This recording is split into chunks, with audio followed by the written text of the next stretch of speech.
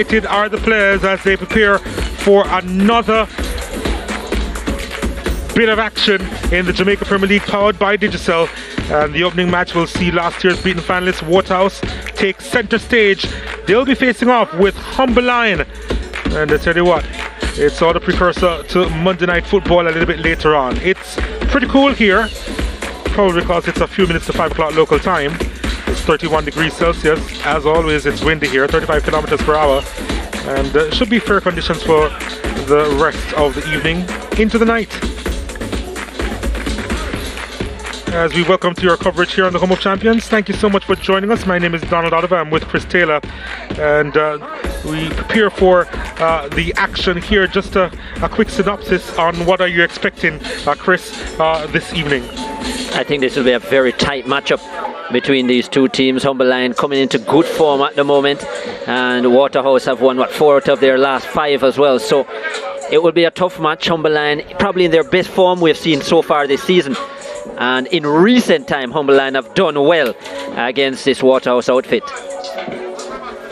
Of course, yesterday we saw some action, of course, on Sunday, as Dun Beholden, they wanted to go clear, further clear, at the top of the table, and they actually took the lead. That was a wonderful header from Atafoy Bygrave, Nicoy Christian with a pass. 4th assist of the season for Nicoy Christian, 11th goal of the season for Atafoy Bygrave, and yet this was always going to be a tough match based on Tivoli's form, and a big 2 points missed for Dumbleholden in terms of extending their lead, because a win for Waterhouse will take them back in pole position at the top of the table. Garnett was brought down inside the box, and there was an easy call for the referee for Tivoli to score from 12 yards. Rodico Wellington with his 3rd of the season, Tivoli's number 9, and a lot of composure in that penalty kick. In the second game of the doubleheader, that's a wonderful ball from Colorado Murray, and beating the offside trap was Trayvon Reed, and he would place that one well. Great goal all around. Lovely pass, as I said, by Colorado Murray. But the composure here by Trayvon Reed, just the speed to take it away from the keeper, and then to open up his body nicely and just take his time and place it between the defenders. Excellent finish for his 5th of the season, 6th of the season. Mm-hmm. Yeah. He says that it's his show. He turned provider on this occasion, and he would place this in the path of Colorado Murray, who was clearly onside, and an emphatic finish there for him. Yeah, excellent finish by Colorado Murray. But again, just look at the Portmore defense here. A lot too passive, not closing down the play early. And Murray with his 4th of the season. Yes, so just take a look at all the results from Sunday. Of course, the other games saw Cavalier and Veer United drawing 0-0, and Moby United and Arnett Gardens 2-2. It would be a little bit disappointing for Arnett Gardens, dropping points again. Stutter steps for Arnett Gardens. A loss last week against Veer, and then the 2-2 draw. 2 disappointing results for their outfit. And yeah, there's a table. Dumbleholden still on top, but just 3 points ahead of Waterhouse. Waterhouse with a superior goal difference, so a win today, and Waterhouse will be back in that number 1 position. Arnett Gardens losing ground, now 7 points behind Dumbleholden after a draw and a loss. And we see Molynes in 8th position. Can't rise above Tivoli even with a win today. But yeah, Moby and Molynes fit the cellar positions. So as we prepare for action, just to remind you that 2 games on this evening, as of course Monday Night Football a little bit later on, Molynes United against Mount Pleasant. Yeah, exciting contest. Let's hear what the coaching staff had to say from both teams. Well, the plan is to start good. In the last match that we played against Molynes, we got a penalty in the first opening minutes, probably about 6 minutes thereabouts, and we converted and we basically managed the game. Molynes, we know that's a physical team. As long as we start good and we manage the game from the first half, we should be able to put away our chances, create chances and put them away. So, and then that's basically will be the 3 points. Different strategy this time around, because I see that Cardell Benbow is in the starting lineup. This one, Benbow is on form. We wanting to keep close tidings with Bygrave, who's on 11. So we want to give him that head start in this match. Talk to me about the fact that there's now a possibility that you could now be top of the league after this game with victory. How is the team focusing on this encounter in the hope of actually getting the 3 points to be top of the table? Just like previous seasons, we always want to be in the top 2 when it comes on to the business end of the season, so that we get that bye to the semi-final. So the plan is not different; it's the same, and we're looking forward to that. And how's the squad gelling together as we go into the back end of the season? The guys are bubbling, and after this match we move on to CONCACAF, which we are looking forward to. So the spirit, the vibes, the energy is all good. The squad is gelling together, right? I think we have a good squad. We have to give credit to the coaches. They're working hard behind the scene to get us ready for the game. How do you manage to expectations based on the fact that you will now be juggling the Jamaica Premier League as well as the CONCACAF Club Championship? Expectation is not. We don't looking for the expectation. We're just doing what we know to do. Again, the coach is keeping us grounded. We're focused on a match at a time. Player to watch, Cardell Benbow, who was left out of the starting lineup last week. I thought that was a big mistake from Waterhouse. He's back in the starting lineup. 9 goals and 3 assists on the season for Cardell Benbow, and it's really been a top performance by this man so far, and one of the top 2 players, I say myself and Donado Thomas, really carrying Waterhouse in terms of goal scoring and creativity. Let's hear from Andre Price and Humble Lion and what they'll be bringing today. Slowly but surely, that's the modus operandi of Humble Lion this season, and you've been picking up a few points in recent times. What's it like in the camp now? Camp, it's upbeat, took us a while to get going, but young players, some of them playing the Premier League for the first time, even our captain, his first Premier League season and captain a Premier League team. So, it's all about growth, and we have to be patient with the players. But they are running into a bit of form right now, and we'll find a Waterhouse team that are in 2 minds. We want to remain on top of the table, and they're going away on CONCACAF assignments. So we want to see if we can catch them off guard today and see if we can pile on some pressure and see if we can get 3 points. But then you would expect so much from your team to try and get the better of Waterhouse. What's the mindset of the players though? The players are hungry, they want to give a good shot for these last 6 games, and this is one of the games. We want to treat each match as a cup final and try and see if we can get maximum points every time we turn up. They'll be thinking about trying to get into that top 6 as well. Definitely, that's definitely one of the focuses and one of the driving factors for the remainder of the season, to be consistent and try and pick up points where possible. I know it was a bit of a struggle last term. What would you have seen that would have shown some improvements this season? I think it's just the growth of the young players. We are in a rebuilding stage, and we have accepted that. We have brought in a lot of young players, and we have to really get them to blend with the more experienced players who we expect to carry them along. And I believe that we are finding in the right combinations at this point in time. Well, the vibes is very great, like we've gone 2 wins, 2 from 2 so far. I want to continue that. What's that winning feeling like now? Talk to me about that, because I know that you'd have struggled at the start of the season, but now you're getting into the group. What it's like? Very good, very good. I know that you'd have ambitions yourself to go into the playoff spot. What have the other players been saying in terms of trying to improve game by game? Well, the 2 back-to-back wins, I think that's motivate the players them very much, so the push there, the willingness and all of that, yeah. Andre Clennon, their player to watch. 2 goals and 1 assist on the season, and one of the more senior players in this team. Strong figure up front, and he'll be hoping to be among the goals today if they're to get a result against this tough Waterhouse team. We'll go to a break. When we come back, the starting lineups and more.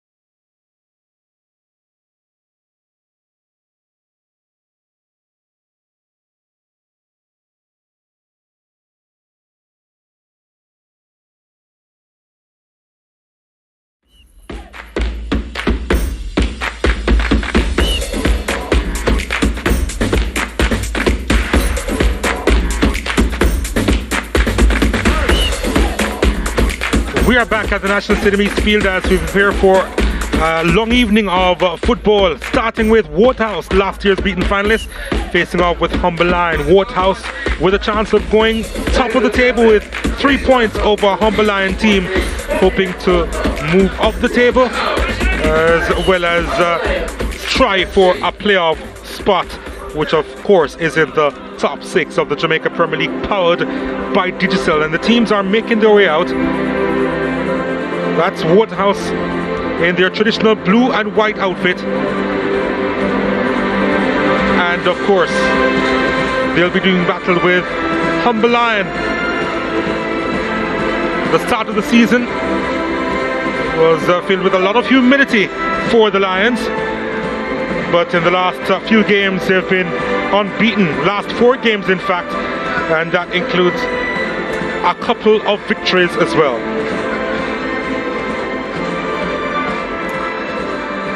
And as they make their way out to the middle, their thoughts on the game, Chris Taylor, and your thoughts on this game. It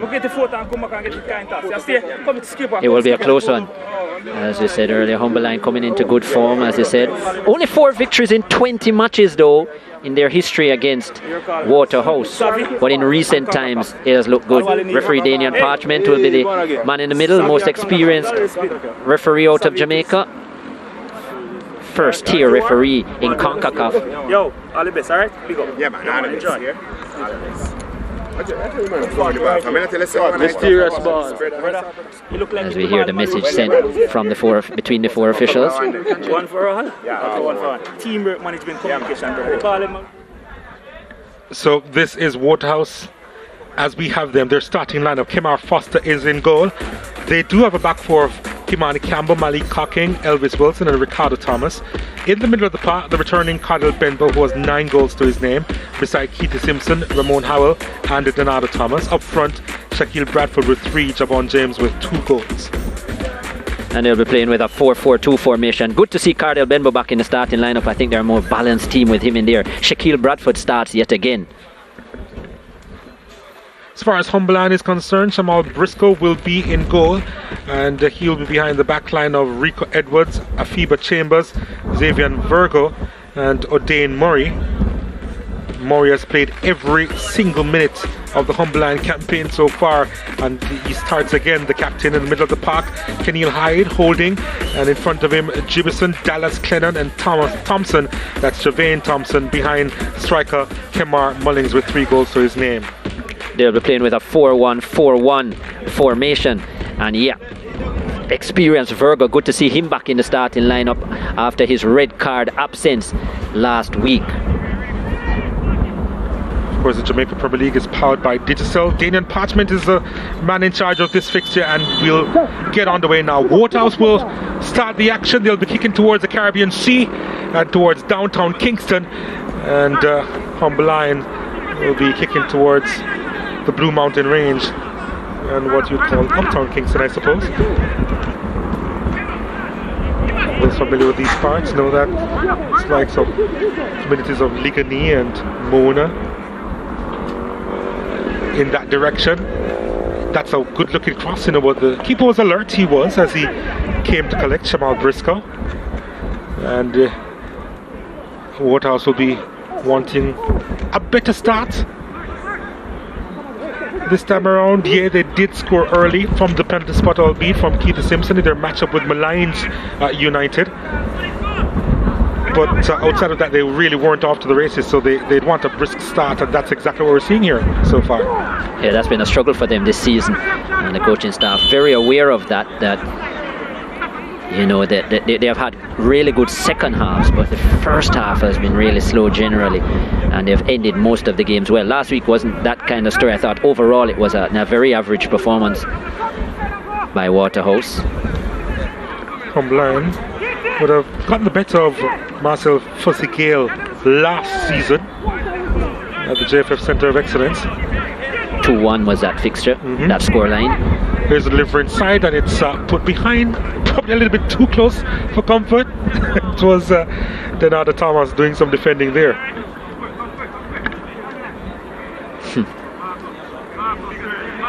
Good delivery into the box, into the business area, yeah. It was an awkward height for Denada Thomas. Found a way out of play. Earlier fixtures this season ended 1 apiece.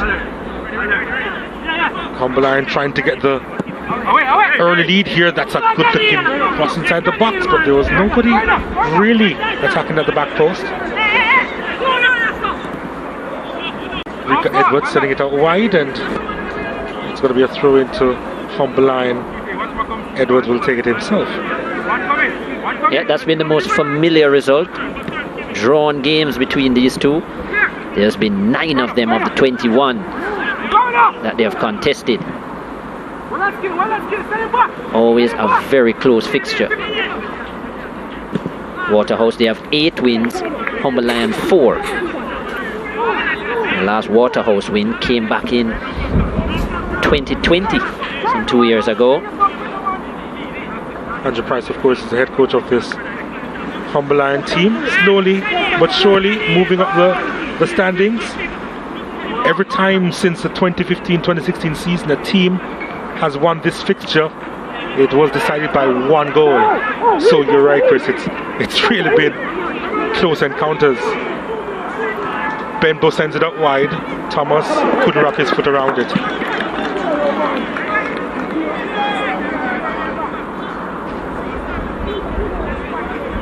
You'll have more opportunities, I'm sure. And has a lot more quality than we do, so especially from the wide areas. National experience as well, Ricardo Thomas.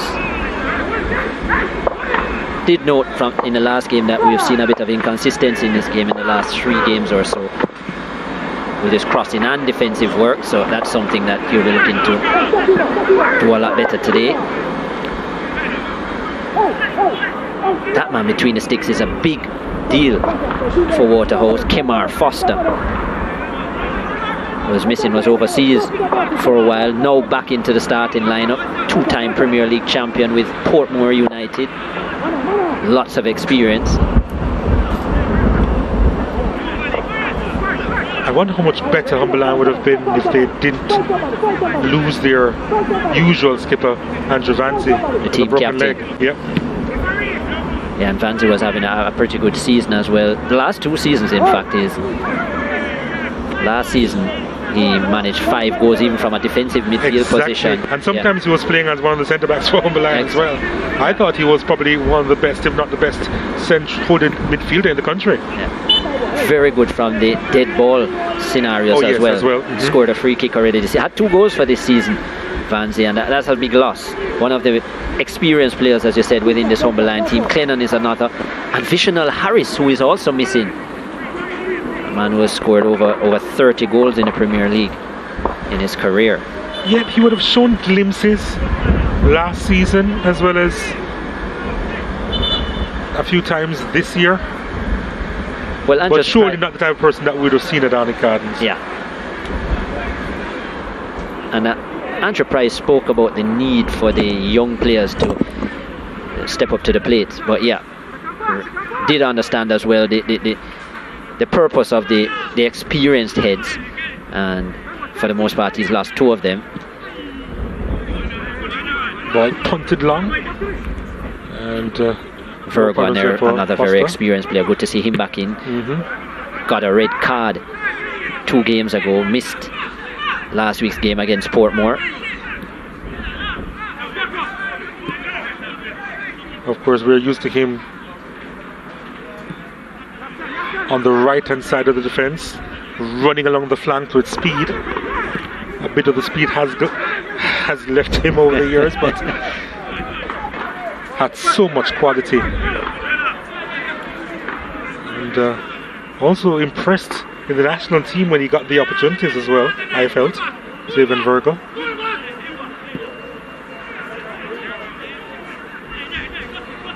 Playing in a centre-back role today. Where's the number 3 for Humberline? Xavier Virgo. Maybe the team will say that they still did well without him last week because they kept a clean sheet against Portmore. Portmore really struggling this season.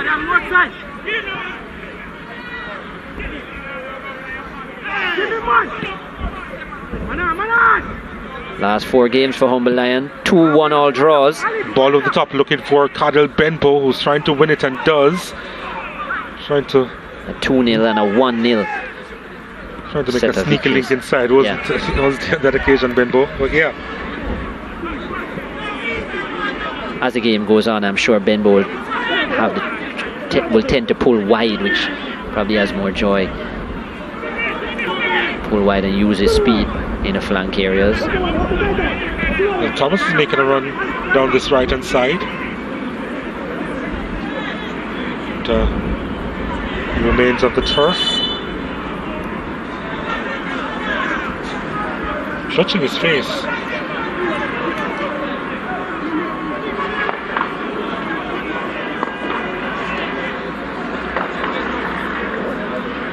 See what happened here. Was it a Hunter's? Well, Elbow to the face.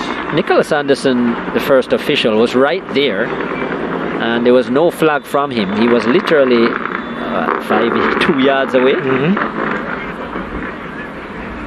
So I'm not sure if he thought it was accidental, but he certainly didn't think it was a foul.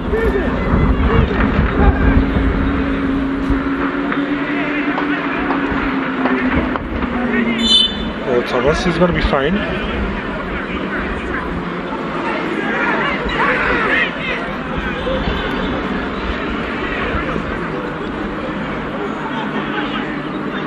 Edwards, Rico Edwards.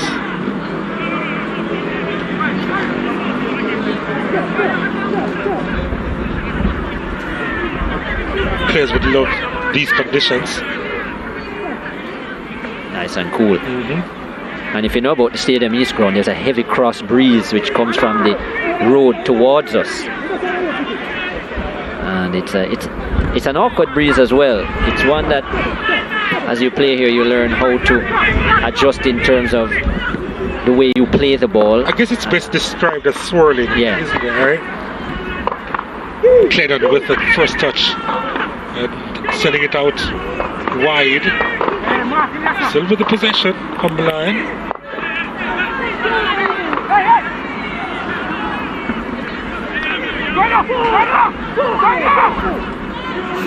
Oh, lost it. Here's Benbow looking for an outlet. Javon James wasn't going to get there. Kept in play. Javane Thompson inside to Hyde. Back to Chambers. Or rather, that was Jibison in the number 8. This is Dallas. Chambers to Virgil. There you see that wind again, just carrying the ball. On that flank, you'll tend to see a lot of overhit passes going from right to left. Denardo Thomas looking to go from left to right. And Benbow couldn't get there.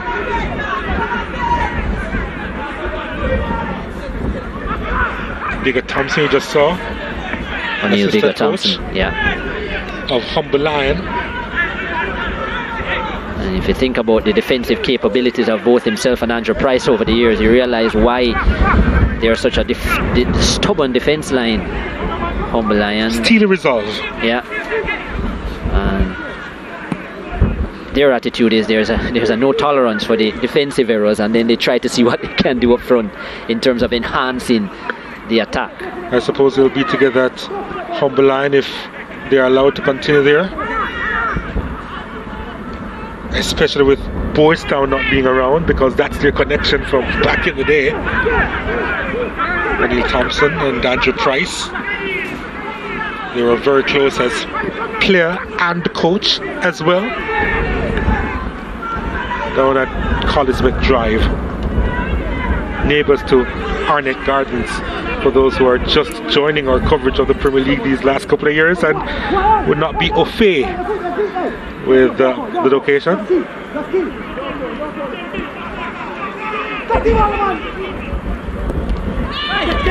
Deliver inside, took a deflection. There was there a late challenge there? Well, I think it's going to be a free kick. to Waterhouse over on that far side. Virgo, the man involved. Was there There it is. handball here? Made himself, or tried to make himself as big as possible. Back was turned, hit the arm. Referee Daniel Parchment figured that it was an easy call. So a free kick to Waterhouse.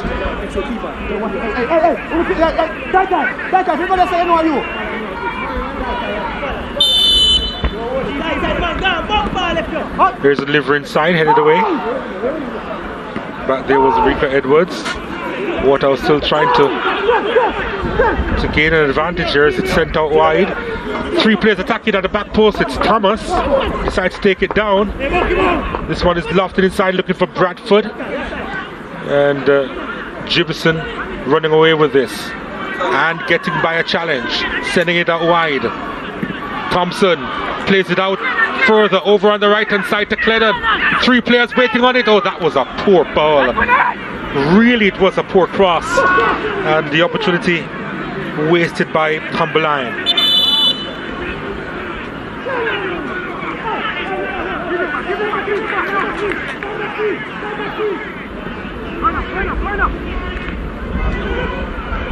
They are now a confident team, Molynes, but they have to do some defending now. Benbo keeps it in play. Bradford in front of him.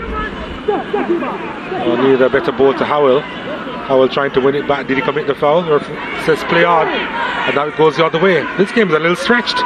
Chris Taylor. Jimson coming forward. Leonardo Jimson sends it out to Javane Thompson. Thompson does well. Not sure why he decided to continue along the touchline or the byline. But he did win a corner kick for his team, so I suppose it ended all right for him. Yeah, Javane Thompson. Remember his days at Glenmuir when he was scoring a lot of goals in the Costa Cup. Has only 1 goal so far this season, and with his skill, trickery and ability from the wide areas, I think Molynes will be disappointed that there's not been more production from him in terms of goal scoring. Kick it into the breeze. This one is headed away. Chambers getting the call. Over on that far side, Kimani Campbell was a little bit too close for comfort. Goal scorer last week, Afiba Chambers. A solitary goal against Portmore. And he will be a danger man from these dead ball scenarios. Good in the air, Chambers.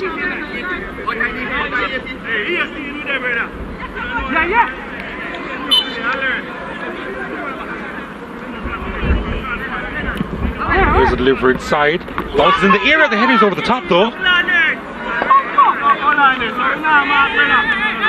It was an awkward bounce inside the area. And can Neil hide on the end of that one? He wanted it to be at a more comfortable height. Yeah. Because of that awkward bounce. And the bounce was high. Yes, it was. Yeah, but found himself under it in the end. Couldn't quite adjust, could he? No. Gibson for the dink. Thompson gets there. Oh, what skill by Javane Thompson! The shot at the near post had to be saved. Thompson with a bit of magic, almost getting his 2nd goal as well. But Kemar Foster had to be alert. That's what he's capable of, Javane Thompson. As we said, that speed in the flank here and good trickery there, good skill to get past. I just think he should have gone for the far post though. Javane Thompson. Here's that move to get in. Great acceleration. But Kemar Foster was always at the near post. Should have gone far post, it would have been a goal. Corner kick again, and Foster had to fire it over the top. Another corner kick. Yeah, this breeze not easy to manage for the players, especially the goalkeepers. Some will hang and some will really come at you.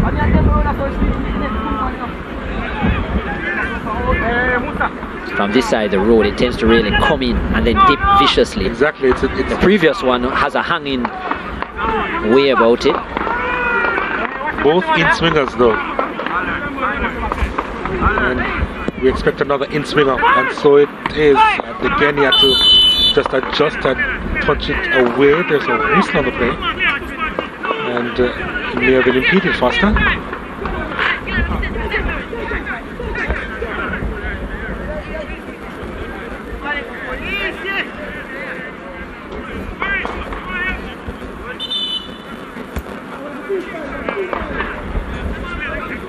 Favouring his calf at the moment, Kamar Foster.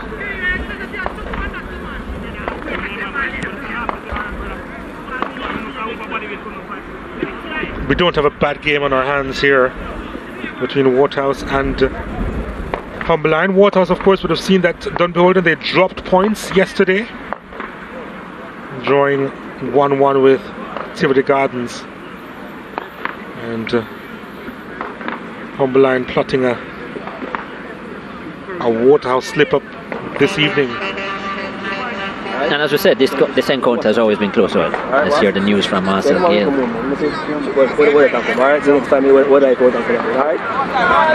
Did you hear a word that he said?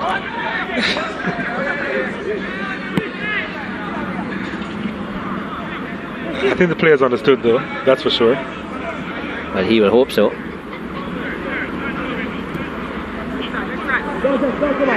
Not sure if we've seen Shaquille Bradford touch the ball yet for Waterhouse.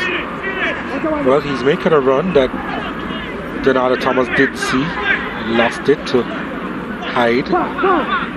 This is what Molynes do very well. Battle hard for the ball in the defence line. They are quite narrow, very organised.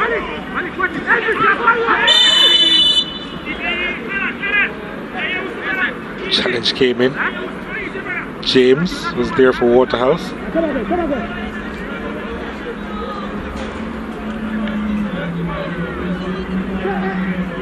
Yep, yeah, he was late. Striker's challenge there. Javon James getting a lot of starts.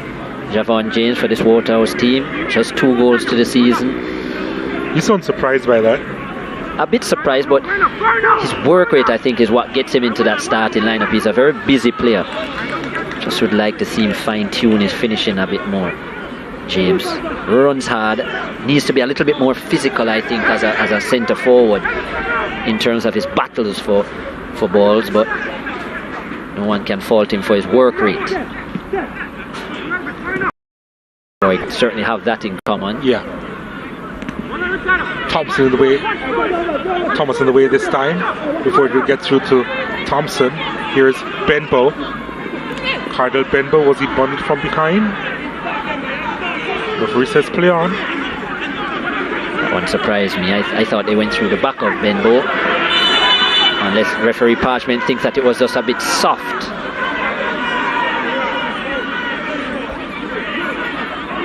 But it certainly wasn't a shoulder to shoulder. No. Another tussle with Bradford.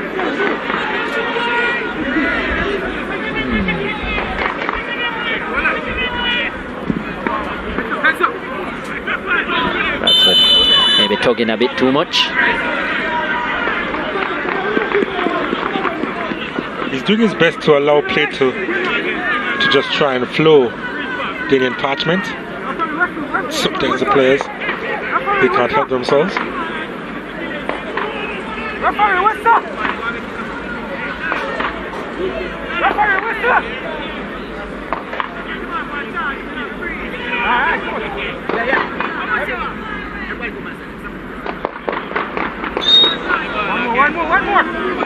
One more. Free kick to Molynes. And it's an interesting position here. Let's see what they can do with it. Waterhouse have already built the wall. And Parchment just reminding them about the use of arms. Moody's behind this. So too is Javane Thompson. He finds the wall and the whistle goes. There was a handball there. By the one Molynes player in the wall. Well, it was a poor kick by Thompson nevertheless, but yeah. It was. Yeah, his teammate bailed him out. Sort of. We still remember the kick.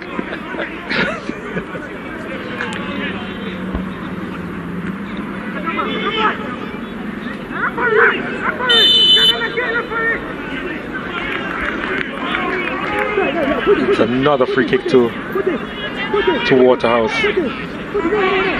So many fouls in the game so far. And you're saying that there could be more. Here's Thomas looking to go wide, finding his brother. Oh, just needs a better connection there. Still with it.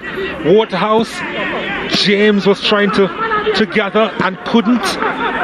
He gathered, Donna, but I just don't know what James was thinking to go through there. Well, I actually figured that he lost his footing. Waterhouse with the majority of the possession so far at 52%. Nice. I am, but still. Campbell. Howell. Simpson. Oh, nice turn, Keith Simpson. Then he was trying to stab it forward to Benbow, who wasn't quite expecting it.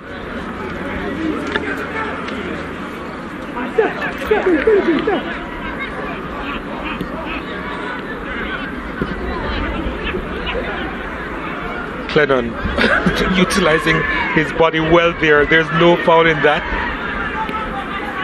Hyde skips by a challenge, or at least tries to. Was impeded, but nothing doing there. It goes out for a throw in.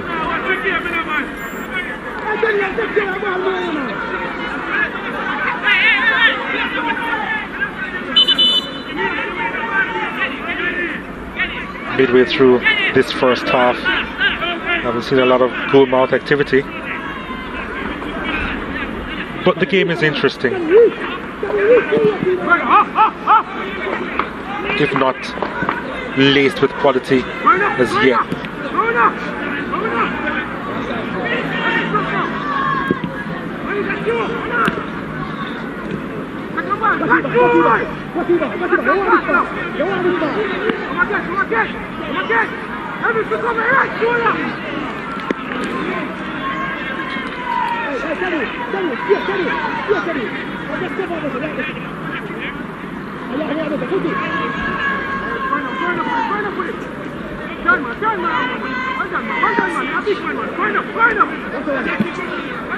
Ball over the top looking for Bradford.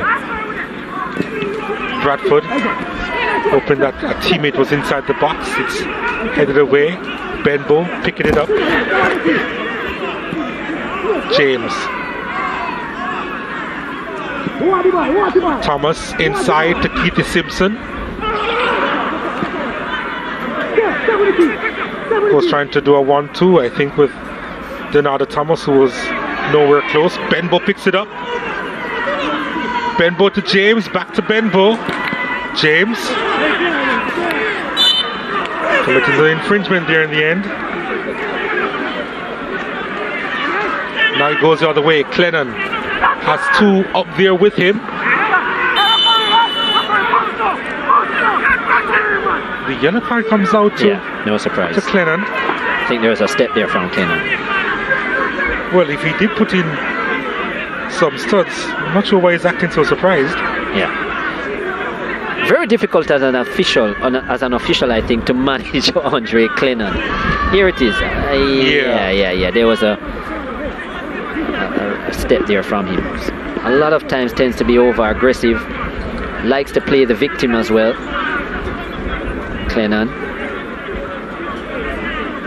Yeah, but that was almost sly. Yeah. Sometimes reminds me of a player by the name of Richarlison in the Everton team. Very difficult from an official's perspective. Yeah. No, I get that feeling too as well. One of the names in the pot as far as a possible Manchester United signing. All the best. Yeah, I know, right? But yeah, Clennon, that card, I think that's actually good officiating by Parchment. You would be very much aware. Clennon's delivering side. Thomas did enough. Hyde trying to go through. Yeah, very much the foot in aware there. of Clennon's behaviour and so on. So that will just tone it down. Denada Thomas on the ball, has Cardell on the outside, finding Cardell. Benbow.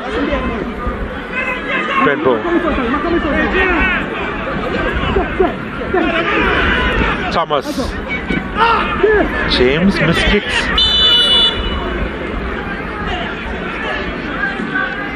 And now Denada Thomas will get some attention, I feel, holding his elbow. And Xavier Virgo holding his calf after being on the receiving end of that try. It was James. By James, yeah, yep. James tried to kick around him. Just wanted to catch it on the volley, Javon James. I don't think it was a bad idea, but he didn't make any contact with the ball. He made all contact with Virgo. His foot-eye coordination was a little bit off here in trying to get that one, but yeah. See anybody you know, Chris Taylor? Because I know you know a lot of people. Lots of lovely spectators.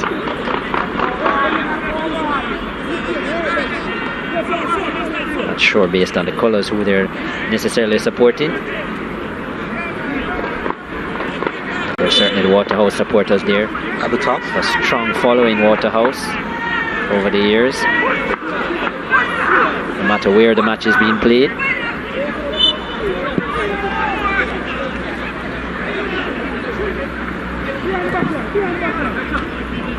Clennon knocks it down and it goes behind for a goal kick.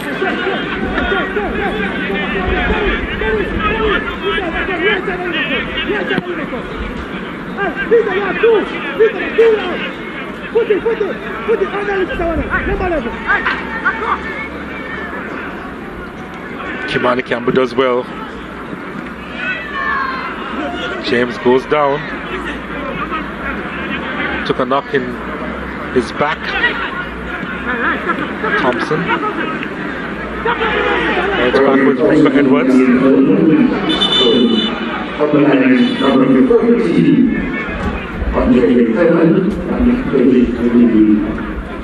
Medical staff for Waterhouse very busy in this first half.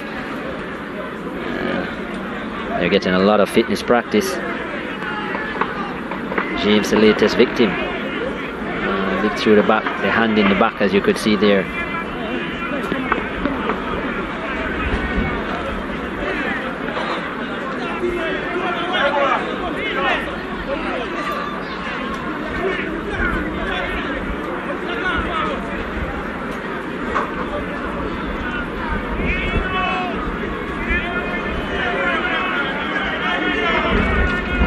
Two difficult teams to break down. It must be said, Waterhouse actually have the best defensive record in the league. We have come again. That's all. Let's go, man. Stop me the ball up here over you. Easy. The ball behind me, eh? Ball behind me, I'm fast playing, huh? So take out to my back spin and fight.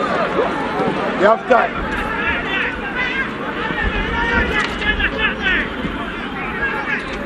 Hyde. Gibson.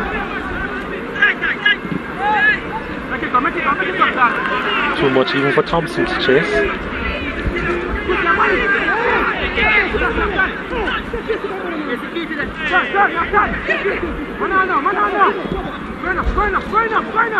Bradford.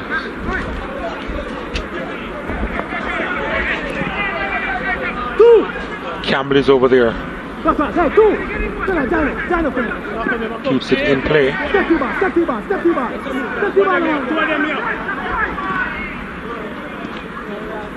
Nice first touch from Campbell. Ball played inside. The chance here for Shaquille Bradford. Got away from him. Shamal Briscoe doing enough.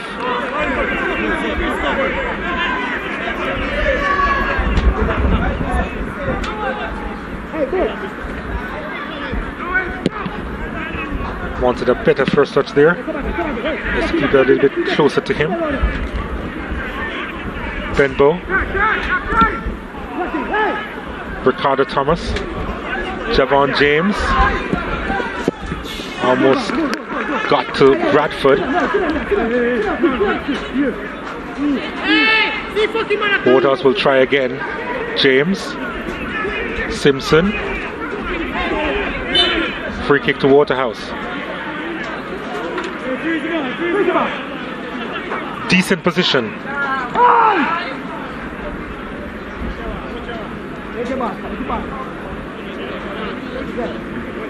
Could go for goal from this distance, even though the wind factor will probably play its part. Benbow likes it. Probably more suited for a left footer from this kind of angle. I think maybe Benbow might be thinking to bend it towards the far post.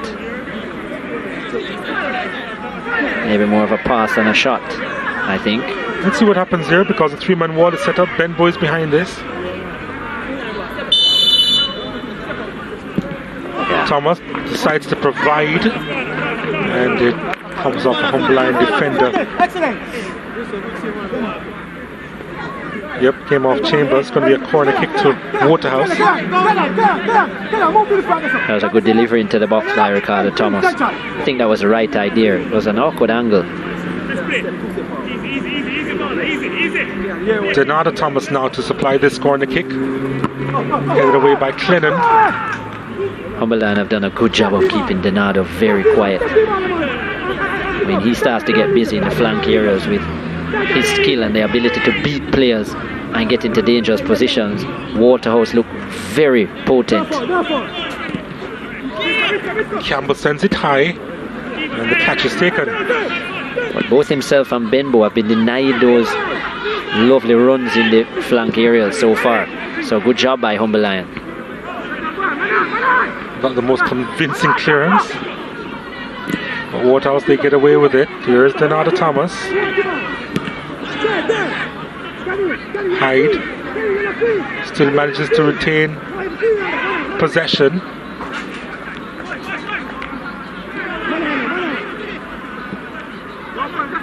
Clennon. Here's delivery, and it had to be punched away. Thompson gathers. Javane Thompson driving this one inside the box, easily handled by Waterhouse. Thompson, first time inside, nice turn, looking for an additional yard of space. Sent out wide to the skipper O'Dane Murray. Murray sends it straight into the arms of Kimar Foster.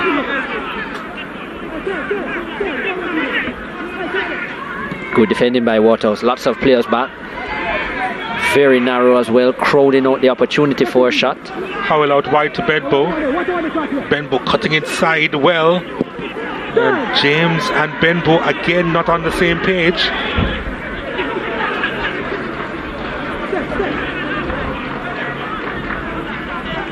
Humberline, when they do go forward, they attack in numbers. Here's the ball inside, looking for Clennon. The flag went up for offside anyway. Clennon didn't know that at the time. That should have been finished by Clennon. And this is a part of the game that he needs to sharpen up on, Andre Clennon. When he gets in those positions, that has to be finished. A player of his experience, that has to be finished. 27 goals in his Premier League career, Andre Clennon. 2 so far this season, and could have had so many more had he been a bit more clinical. A man who's played overseas as well.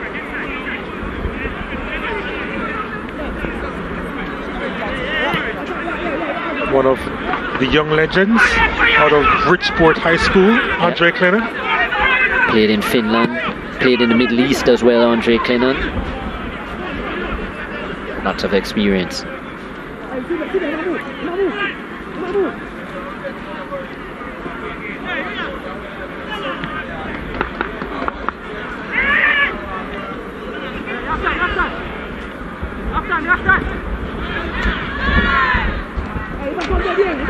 Ricardo Thomas. Oh, Campbell is over on this side now. Benbow. Campbell. Benbow. Pulls it across. And the Humberline defense doing enough.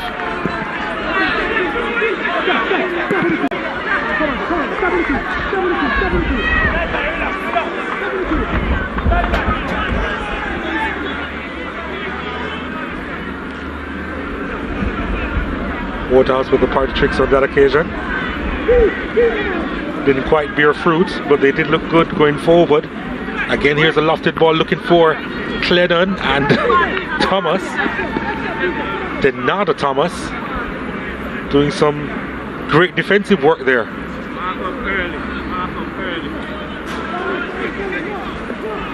He surely had to make the interception. Yeah, good interception for the second time running though. Not sure if he got the right part of his body to it. It almost looked like he nosed it out of play. He knows what he's doing. Hence why it went in the wrong direction, but yeah, denied Clennon the opportunity.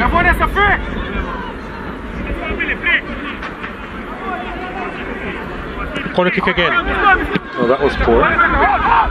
Clearance wasn't much better. And gathering the ball is even worse. It's finally out into touch. Talk about the swirling wind, giving some issues. Virgil turning back the gears, sending this one high. Still a chance here that goes straight to the keeper, but there was a handball there anyway.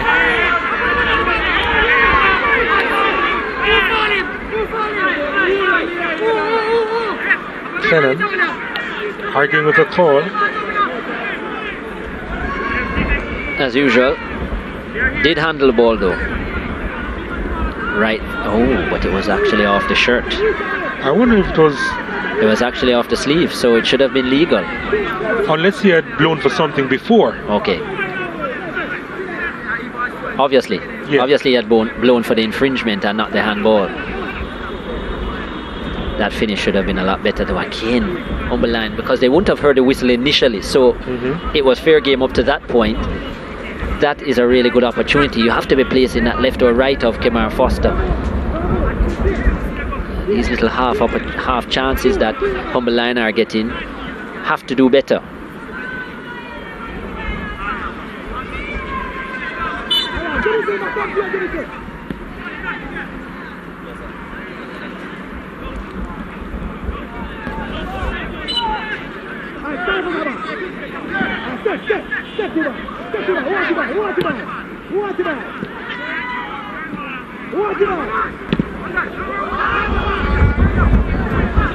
The breeze took it away from Thomas,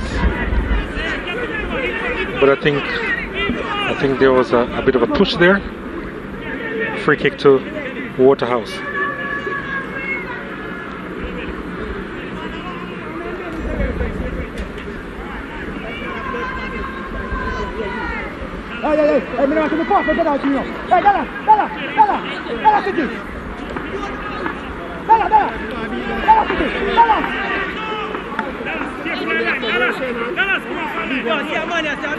Free kick to Waterhouse. Campbell behind this. Here's Campbell's delivery. Handed away by Virgo.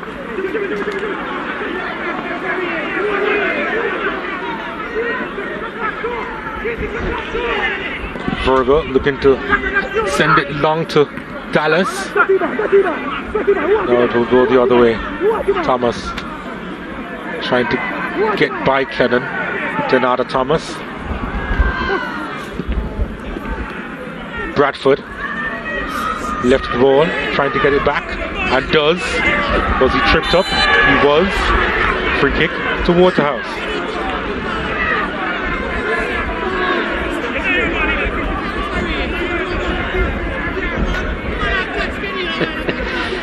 Yeah, that was a foul. You can see the contact with the shin.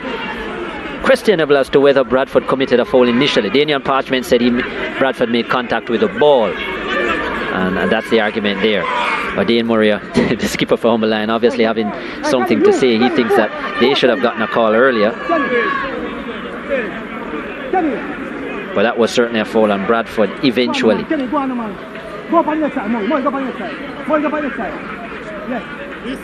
Few free kicks in and around this kind of area. We've seen couple from the left. We have to get one right? Benbow is behind this. Kimani Campbell is also across there. If you're going for goal, this would more suit Benbow than the last one they had. James is also there as well. It is James. surprised that Bembo didn't take it. It's the second one we've seen him leave. And that was always going high from James. Not sure he sorted out his feet well either. There was a lot of stutter steps before the kick. And looked like a bit of uncertainty as to whether he or Campbell was going to take the shot.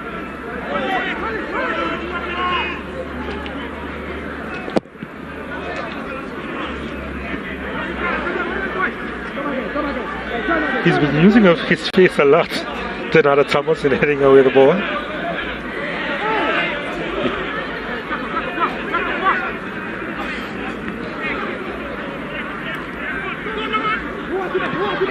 Ricardo Thomas.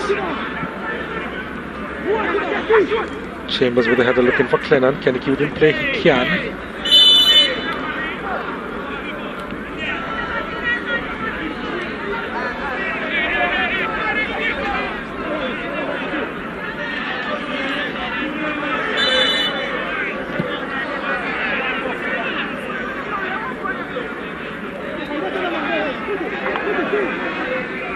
The flag had gone off for offside, by the way, against Thompson.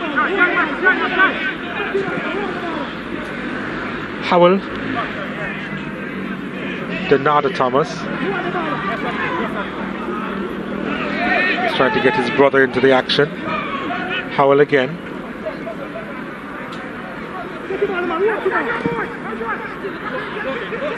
Campbell giving chase.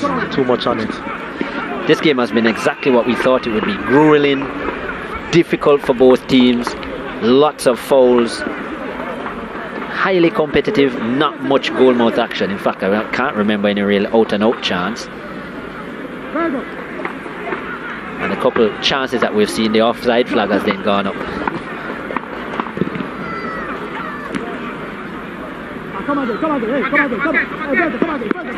One all early in the season.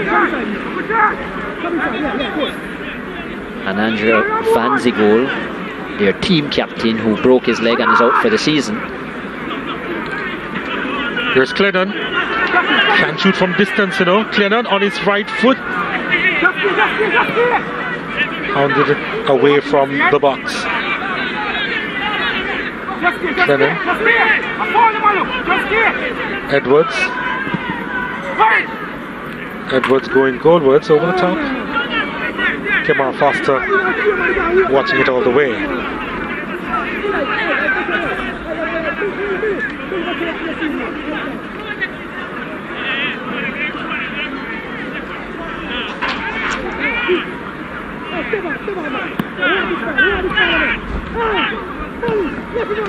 Well, earlier this season we had to wait to the second half before we saw any goals. The Vanzi strike came in the 66th minute, and then the equaliser from Keithy Simpson in the 77th.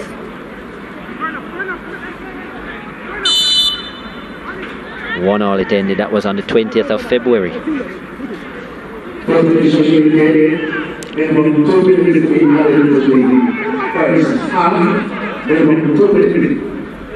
Long ball inside the box, looking for Donata Thomas.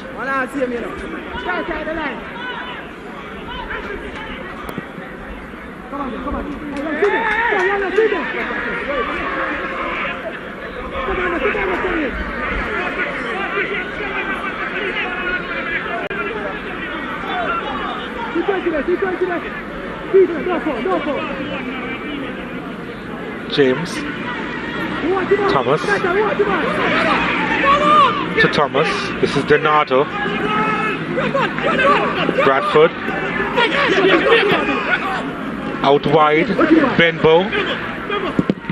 Trying to drive that one goalwards. Didn't have the space to do so. Simpson trying to win it back.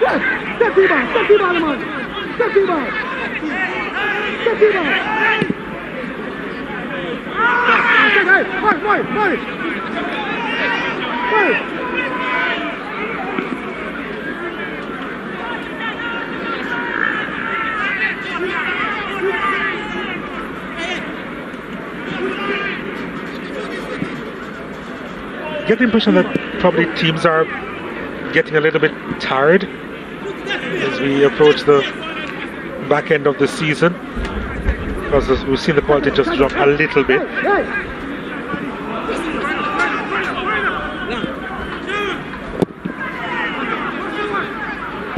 Dallas.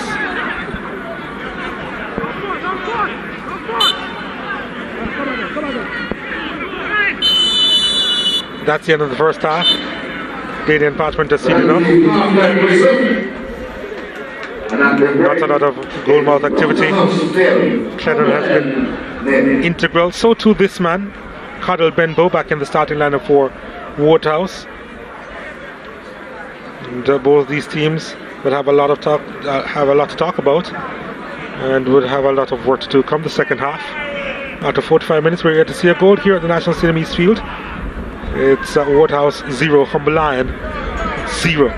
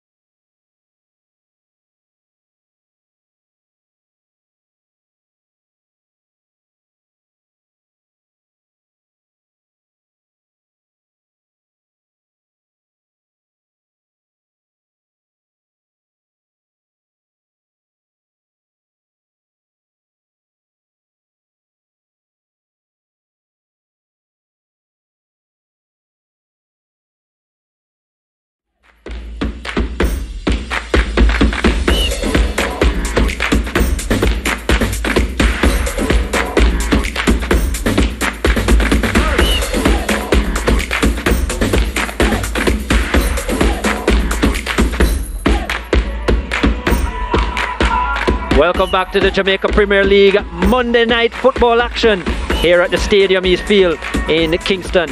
And it's Humble Lion against Waterhouse. It's 0-0 after 45 minutes. Waterhouse currently sitting in second position and Humble Lion in 8th. And let's have a look at the first half highlights. Daniel Parchment got things underway. And it's been a highly contested match, not much goal mouth action, and a rare opportunity for Humble Lion inside the area. And that ball put over the top by Keneal Hyde. Just couldn't make proper contact, the extra bounce. And they will continue to come forward. Look at this skill from Javane Thompson. Burst of speed, should have gone for the far post. He probably would have had a goal there. But Kemar Foster was covering the near post and did well, the experienced goalkeeper. Back in the starting lineup for Waterhouse. And they themselves tried to get forward on a couple of occasions. Waterhouse, Shaquille Bradford denied an opportunity. And then Clennon, well, eventually the flag would have gone up for the offside, but he wouldn't have known at that time. Andre Clennon should have done better. Hit the crossbar, but should have made better contact and put it past Kemar Foster. 0-0 after 45 minutes. Let's have a look at the statistics. 2 shots, none on target for Waterhouse, 2 on target for Humble Lion from their 3 attempts. And it's been a busy game for Daniel Parchment. 11 fouls and 1 yellow card so far in the game. We've seen some 5 corners for Humble Lion. They haven't been able to make them count, just the 1 for Waterhouse. And they have majority of the possession, Waterhouse, with 56%. And Humble Lion just 44. After 45 minutes though, it's all square. Waterhouse 0, Humble Lion 0. As we hear the vibes at Stadium East, the dancers are out. the Campari dancers, the Campari ladies as well. Lovely stuff going on. And yeah, the crowd really rolling in for Monday Night Football. Always an exciting event. And we certainly look forward to the second half action when it's to come.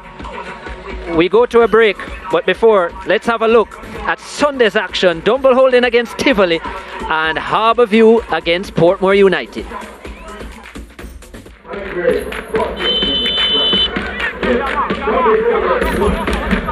Let's take a look at the highlights in this one. The Tivoli Gardens had some telling possession in that first half. Wellington with a shot from long range, and then this effort for Barnett couldn't quite connect. Then right after that, the go-ahead goal at the Bygrave in the 40th minute.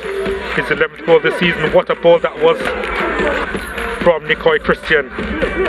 Really such a fabulous delivery, and the header was sublime. Second half, Tivoli Gardens really turned up. Barnett with another chance, tapped at that one, and straight to goalkeeper Damien Hyatt. And here's an effort from Shakeen Powell, forcing a save from Watkins. Moving smartly to his left. And then this was headed across to Simpson, and it was cleared over the top. Parker came on as a sub and was lightning quick. That shot at the near post, handled well by Damien Hyatt. Then this corner kick, keeper trying to get a hand on it, couldn't. And the Dunby Holding had quite a few opportunities. DeAndre Thomas setting it up. Bygrave, and fingertip save. Then the ball coming inside, and not the best connection from Garrison.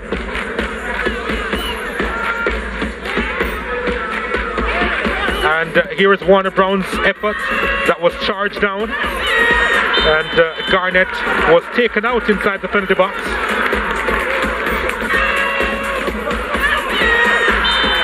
Shaquille Dyer bringing him down, and then the conversion. Rico Wellington in the 77th minute from 12 yards, getting his third goal this season. He's been really instrumental. Then ball played inside, and Warner Brown firing that one over the top. Should have done better. Dunby Holding, they had a couple of opportunities there. Nicoy Christian again instrumental in the many attacks. And Tivoli Gardens, how did they not win this game is a mystery to me, really. Parker with a chance and didn't get any proper connection on it. And the Damien Hyatt collected well.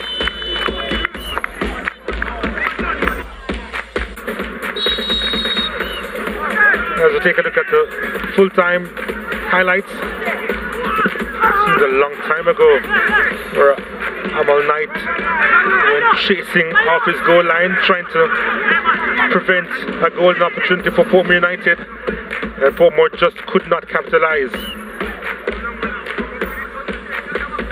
This one was sent inside, and the ball has gone into the back of the net, but the flag had gone up for offside. And somehow this ball made its way through, and then the resulting effort from Murray going over the top. Tamar Lewis's corner, so Bernard having to punch that one away. He was busy this evening. Alvarez Myers trying a curler. Amal Knight pushing that one away. And here's Trayvon Reed, so dangerous, supplying Garth Stewart. What a save that was by Bernardo to deny Stewart. Garth Stewart swore he got through. And then what a ball that was from Colorado Murray, finding Trayvon Reed, and the finish was a really good one by Harbourview's number 10. getting his 6th goal this season, Trayvon Reed. Yep, he is the man. And some really good football being played by Harborview at times. Murray again in the thick of things, dragging that effort wide though. They're just looking for that additional yard of space and sending the keeper the wrong way, but it just wide of the mark, and then this was headed off the line. That was a big chance, you know. And this was a lucky break for Harborview. The clearance, turn deflection, and then another opportunity, and trying to get over Amal Knight, but the defenders back in numbers. And in the 90th minute, onside. You can see there the line of the 18-yard box. Reed finding Murray.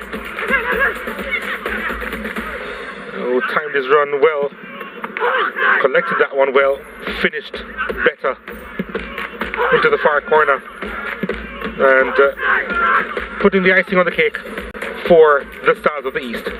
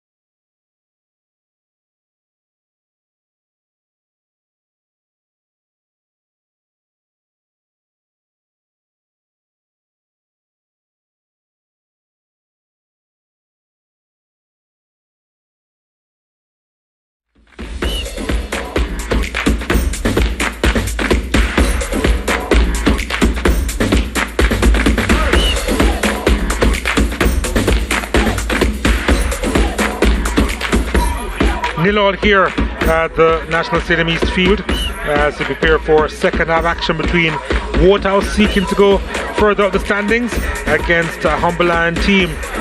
Well, they are also seeking to get into the playoff position in the top 6. Waterhouse, in fact, can actually be top of the table with victory with 3 points this afternoon over Humberland.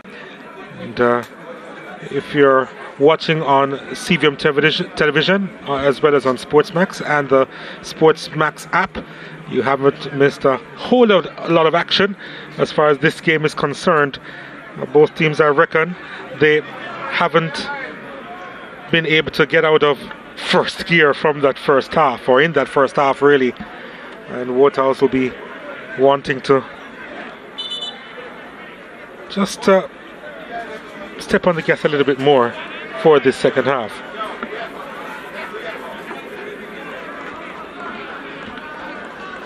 That's Daniel Parchment getting ready to get the second half on the way. And now it is on the way. Humberland will be kicking it off. And they're aiming towards the Caribbean Sea, while Waterhouse will be kicking towards the Blue Mountain Range. And Humberland did have a couple of opportunities in the opening stanza. Javane Thompson in particular was really good on one occasion, providing an opening and shooting at the near post, and Kemar Foster had to make the save. WhatsApp group very active as well, Donald. Loud Music ENT says Benbow I got stitch up a net in the second half. Lots of comments about the field here at Stadium East. Yeah, they've really done good work here with the Stadium East field in Kingston. It's looking good based on all reports. Romario Lawrence says Humberland countering with real pace. They have been getting forward quite a bit, but unfortunately not enough action in the 18-yard area of Waterhouse, apart from maybe that opportunity that fell to Javane Thompson. Donata Thomas and Xavier Virgo sending it into touch.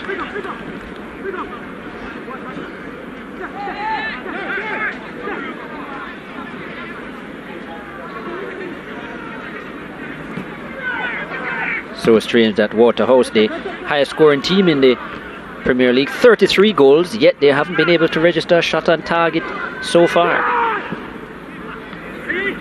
You know, quite potent team, Waterhouse.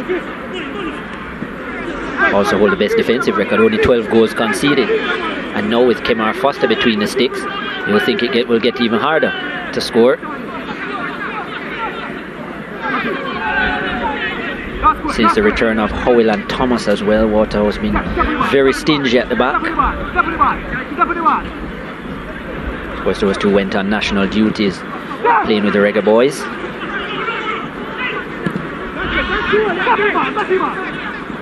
And this man down at Elvis Wilson, what a find he has been in that centre-back role. When you say find, I mean find. Yeah. Just came to training one day last year. Get back to that in just a moment. Benbow playing it inside, looking for the return, and got it from Shaquille Bradford, the keeper, coming out. And the referee has pointed to the edge of the 6-yard box for a goal kick. Good work between Benbow and Bradford. And, keeper doing enough to throw off Benbow. But yeah, we're talking about Elvis Wilson, would have pretty much started pre-season last year as part of a training camp. Wasn't guaranteed a start, but worked so hard in the camp and in the first part of the season, forced his way into the starting lineup. Yeah. The first game he played, I remember looking a bit shaky, but the last 5 games or so, 5 weeks of football, 6 weeks, he has been their best defender, for sure.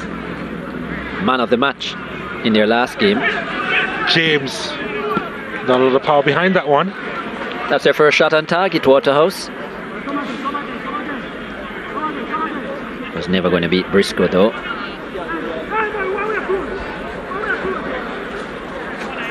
Skinny, come grass, skinny, come grass.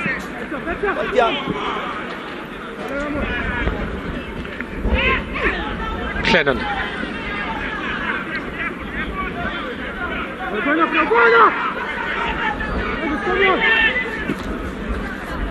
Dallas trying to play through Kemar Molynes.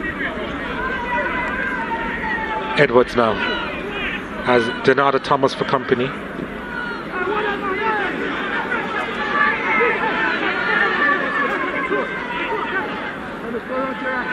The The bench in front of us, Humble Lion's bench, looking a little bit restless after they gave up possession so easily just now.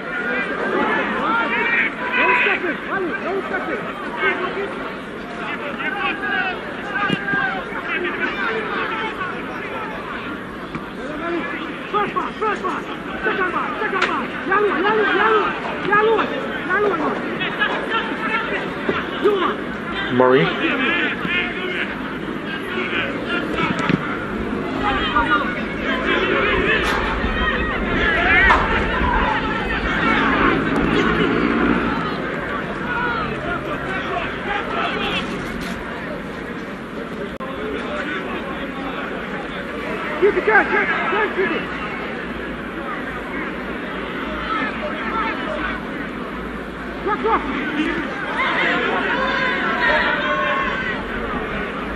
Murray.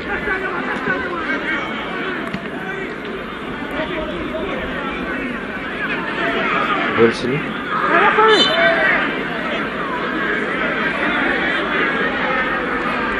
Yeah, Elvis Wilson in the thick of things. Again, strong presence, Elvis Wilson.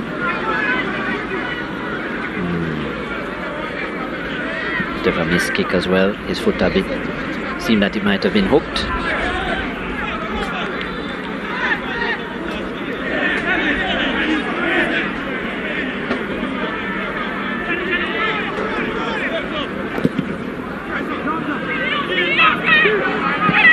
That's a wonderful ball, you know, where the keeper collects that well, Shamal Briscoe.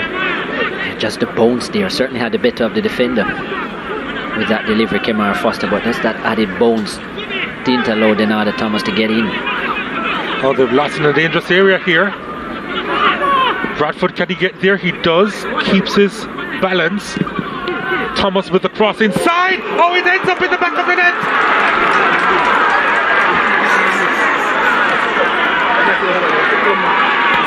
Well, there will not be a lot of celebration behind that one. And surely Waterhouse will come over with this one and say that they deserve to take the lead in this fixture. But surely that was a cross which ended up in the back of the net. And Waterhouse, through Denardo Thomas, getting his 6th this season.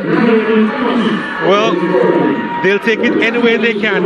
Unfortunate for Briscoe. Certainly caught him a bit flat-footed, and it's just the trajectory of the ball and the swirling conditions.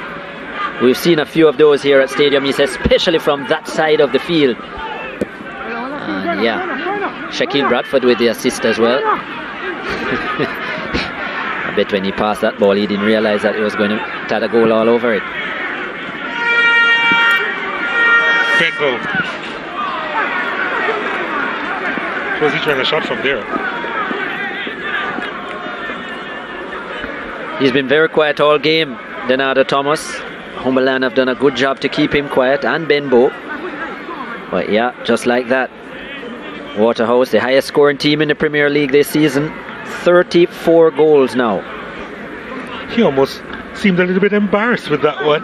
The fact that it went into the net. Denardo Thomas, almost as if he didn't want to give himself too much credit.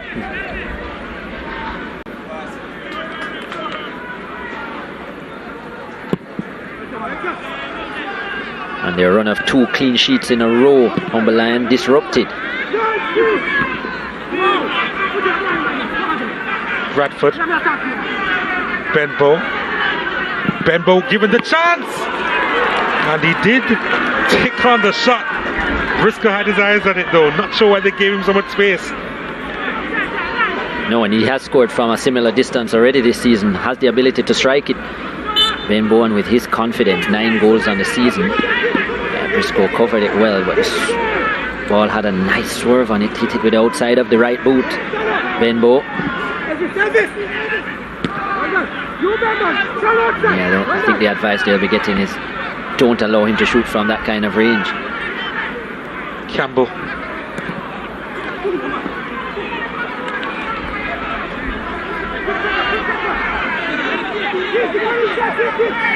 Clennon. Oh, Clennon does enough to get by Wilson. Molynes is inside. And it goes all the way to the back post. Dallas has it. And it's hooked out of the area by Ramon Howell. That's a player who you've hardly called today, Shamari Dallas. Usually such a busy customer for Humble Lion. He's been really quiet. Remember, turn your body, cock up. Put it down close, man. Put it. Put it one on the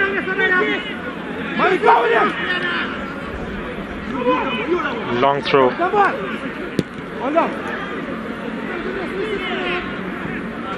Well, fun fact, Donald, you have to go back to 2019 before you can find a goal scored for Humble Lion against Waterhouse that wasn't Andrew Vanzi. And he is not here. Here's Keith Simpson, who actually scored last time out. The last time these two teams met. Across the bendo. And Kimani Campbell again had made a run inside the box. Clennon gets by Wilson for the second time in the space of a couple of minutes. Virgo. Oh, that should have been a better pass to Clennon. But they're moving now, Humble Lion. Yeah. 1-1 earlier this season, Andrew Vanzi. 2-1 last season, both goals, Andrew Vanzi. 0-0 2020. 2019, lost 2-1, Waterhouse 1-1. Guess who was the man who scored for Humble Lion?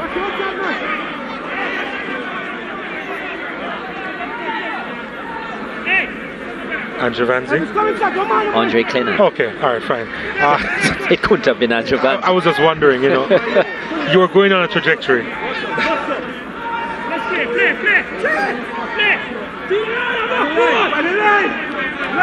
Virgo to deliver. Looking for Clennon. Headed away for a corner. No, it's a goal kick. Did it come off Clennon?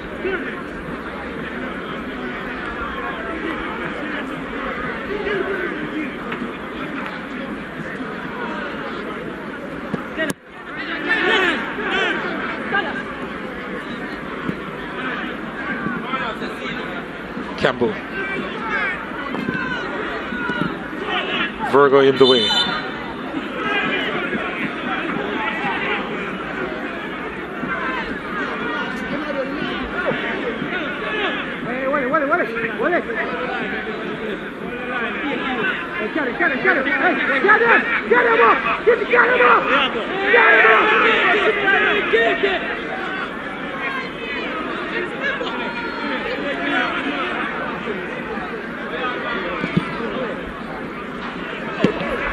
That almost went through the Clennon.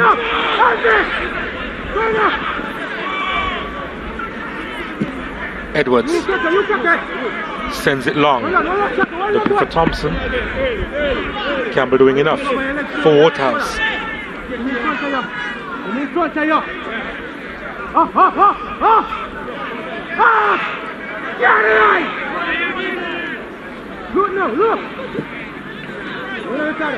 Dallas trying to get there. Thomas was in the way. Thomas again trying to clear. Clennon on the volley, forcing a save from Kimar Foster, who had to move smartly to his right. Having a better second half, Andre Clennon. This was a good strike. Good technique. Well hit, Foster did well. Has had a couple runs so far in the second half, Clennon. Looking to create for teammates as well. Getting off a shot now. Closer. He needs to be that player for Humble Lion, Andre Clennon, especially with that experience. Simpson.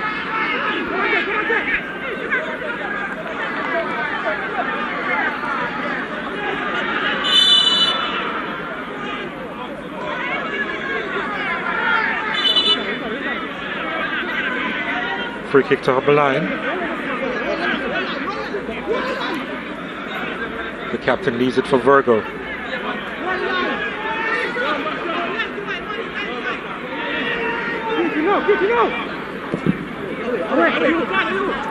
To the edge of the box. Thomas is back there again. Lennon keeps it alive.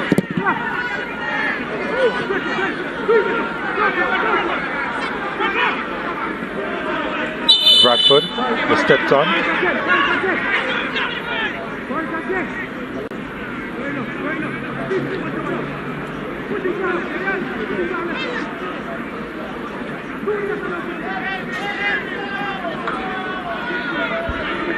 Andre Leslie warming up, super sub.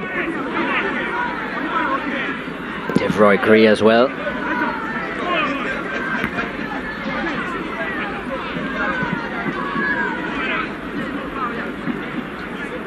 Ricardo Thomas winning that one well.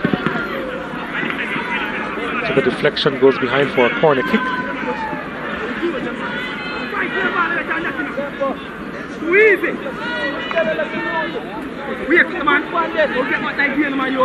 Andre Leslie there, super sub, 3 goals so far this season. Strong presence. Javon James probably the player that will be substituted.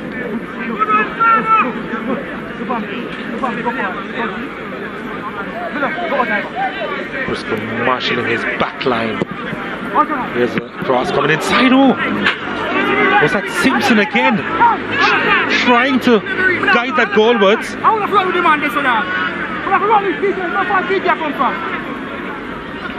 Oh. He was in a good position there. Could not keep it down. I think he was thrown off by the presence of Clennon though. Yeah. Who was marshalling that near post. It was actually good work. Oh, Bradford gets there! He had knocked it wide. He's that kind of striker.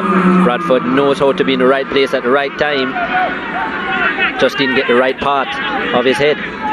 Showed tenacity as well. Yeah, he tried to nod it, but just the trajectory of the ball, it came off the top of the head in the end instead of the left part of the forehead. A good opportunity for Bradford. He's been making himself a nuisance in and around the area, willing to come deep to collect as well. I'd say he has had much service though. Edwards looking to provide a service inside the box, headed away.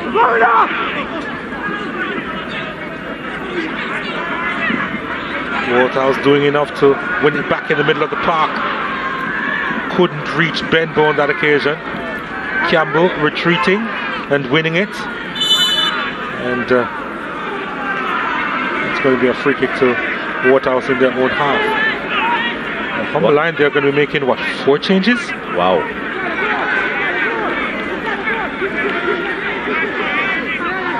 That's a lot of changes. So Gregory Lewis is coming on.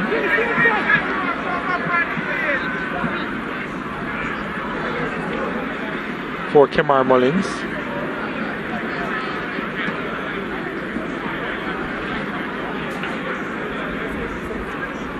Javane Thompson is off, no surprise there. Hasn't really gotten into the game in the second half. Levon Williams is on. Yeah.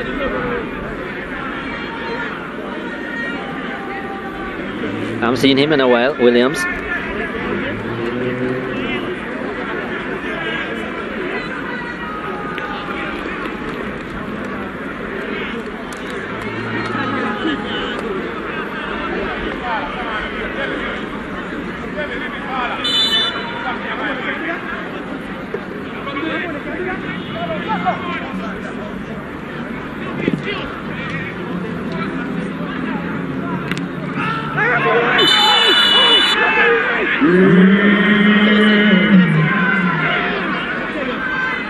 Yellow card is shown.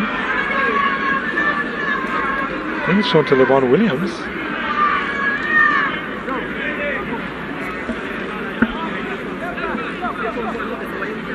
Yeah. First bit of action. Season goes into the referee's book.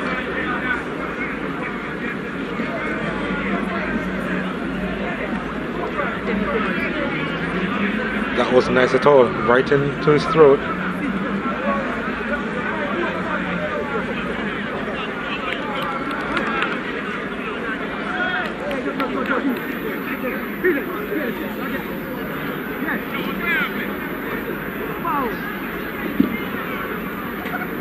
Just confirm the yellow card to Levon Williams.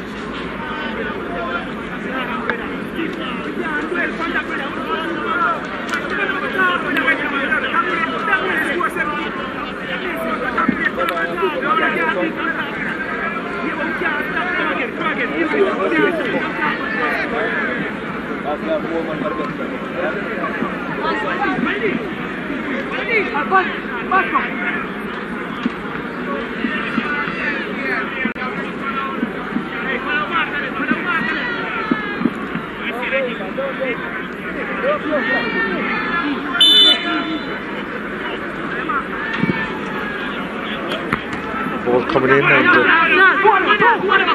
on the line with the defensive work.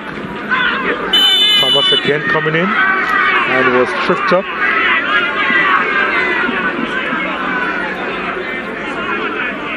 Basco tripped up. Thomas. Well, the two substitutes in the thick of things right away. Levon Williams with a yellow card there, number 10. And now Javon Basco, number 17, who just come on with another infringement. As expected, Waterhouse making those, well, looking to make those two changes. Leslie, I think, for James. And I'm guessing maybe Bradford for Devroy Gray. Let's see. I think the change is going to be made before the kick is taken. Yeah. Straight swap. James and Bradford off, Leslie and Gray on. Agree with the changes? Unless Shaquille Bradford was tired, I probably would have left him on a little longer. I think, yeah, Javon James, I agree with that change. I might have kept Bradford for a little bit more, but Devroy Gray, a runner, busy player. Andre Leslie would add a little bit more physicality up front. Tussle with the defense line of Humble Lion. There's a delivery inside, and that wasn't the most convincing clearance. Thomas keeps it alive. Here's a shot that's over the top. Leslie with his first touch. Yeah, I was about to say to you, neither have been in goal scoring form. Gray or Leslie. That was a wild clearance of Eva Chambers there. And Clennon getting in the way of Briscoe. Leslie, that was never going to be on target.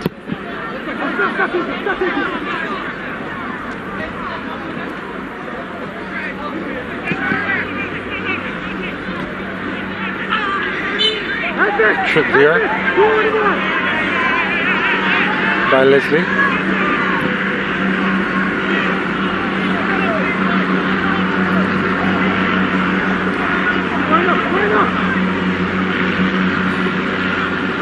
O'Neill big at times, it seems as if he's going to be one of those emotional coaches on the touchline.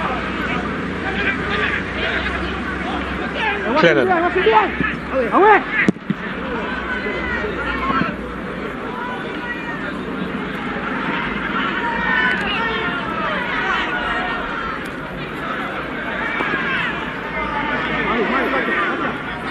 Bembo, the shortest one in the battle, trying to come out on top.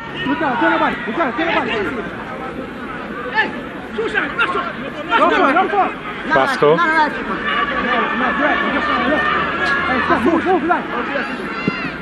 Paisley, lovely ball to the back post. There's an appeal for a handled ball. Corner kick given though.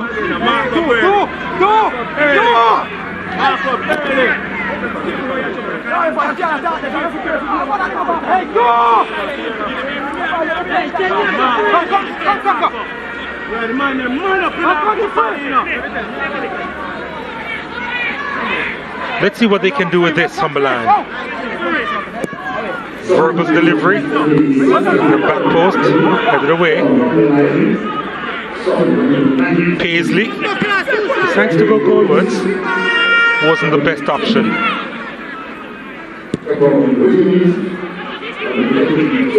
No way that would have been given as a handball against Thomas.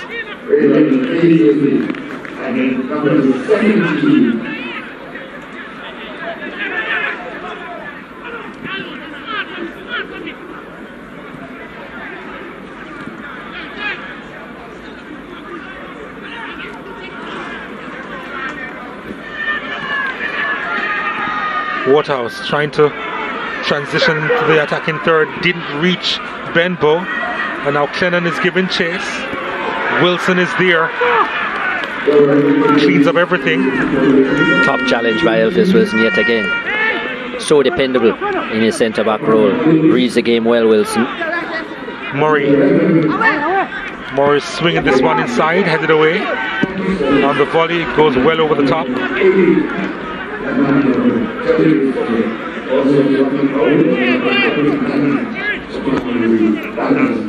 Hasn't scored so with the attempt. Yep. Gregor Lewis hasn't scored so far this season. Generally plays in the defensive midfield role.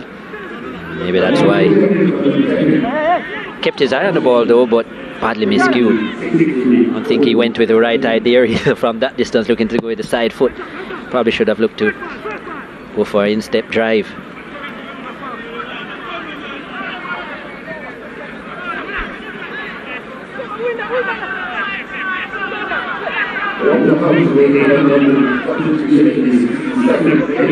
Again, ball over the top, looking for Clennon. Wilson is right there.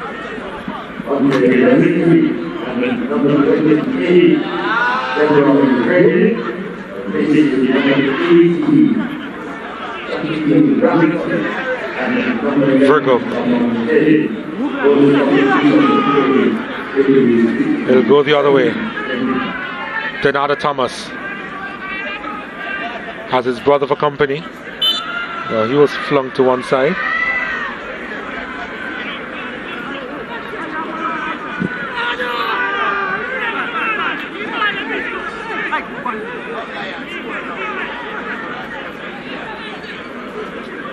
Both teams just making some simple errors,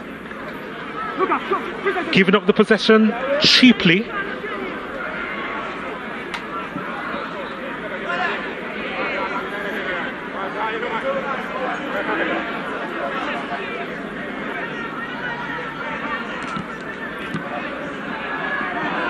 Close did enough there. And now it goes the other way. Leslie was trying to find Benbow, you know. This has been that was Gray rather, Deborah Gray.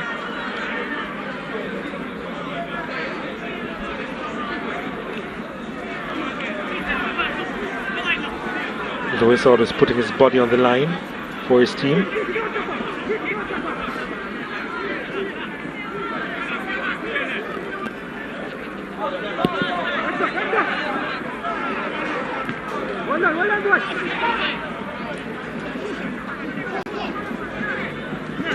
Paisley, Clennon through on goal. A strong hand from Kemar Foster, denying Clennon.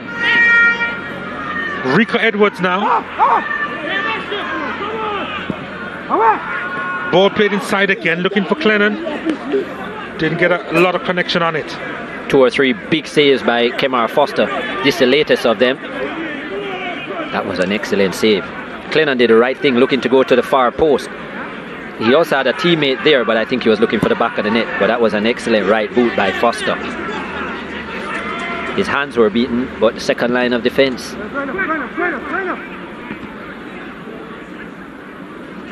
I do remember that save he made in the first half off of Javane Thompson. And there was another attempt that was heading into the back of the net. I think it was Dallas maybe, and he tipped it wide.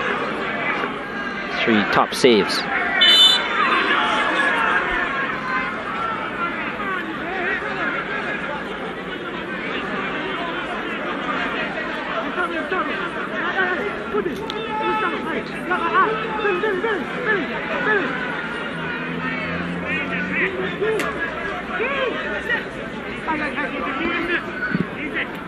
Here's the delivery from Thomas inside, and it's headed wide.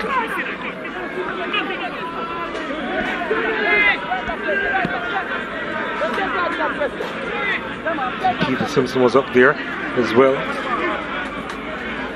A nice header from Clennon. Hyde. Paisley. O'Dane Murray sends this one inside, and the header is a weak one.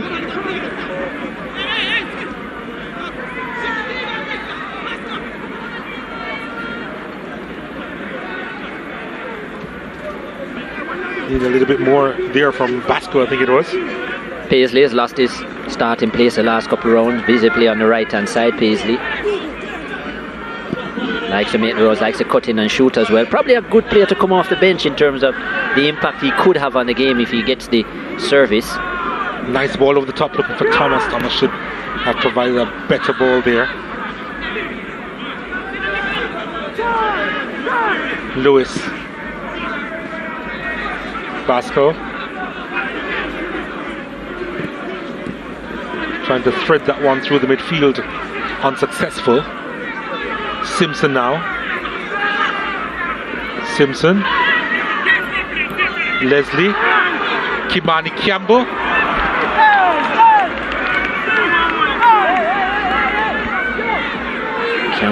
Campbell almost was expecting the offside flag to go up, and it didn't. And just stretched to that ball. I'm sure Damian Gordon not happy with that attempt on his stronger foot as well. Kimani Campbell should have gotten over that ball and been looking to go towards the far post.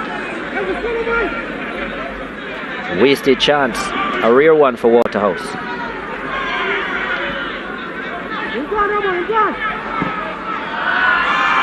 Again, the ball over the top, collected well by Thomas. Has some space to work with, and he sends it over the top. Benbow turns around in disgust.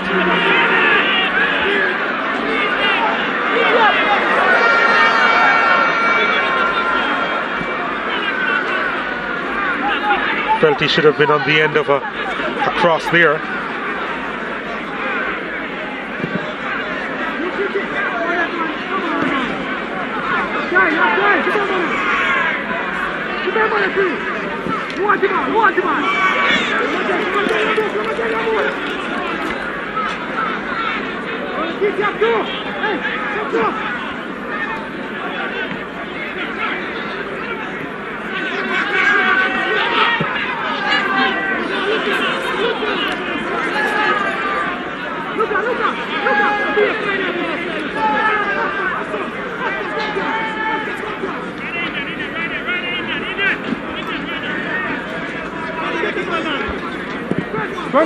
Going up.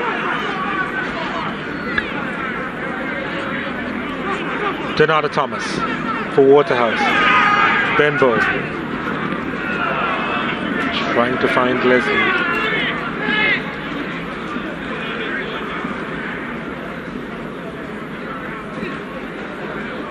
Basco. Cannon. Lost it.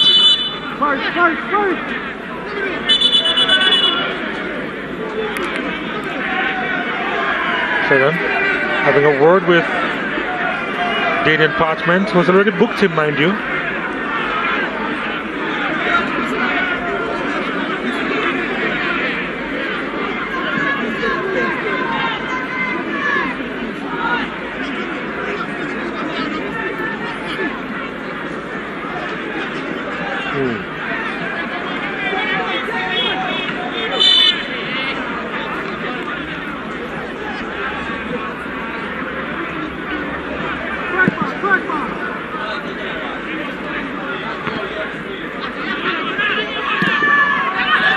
Benbow. Thomas.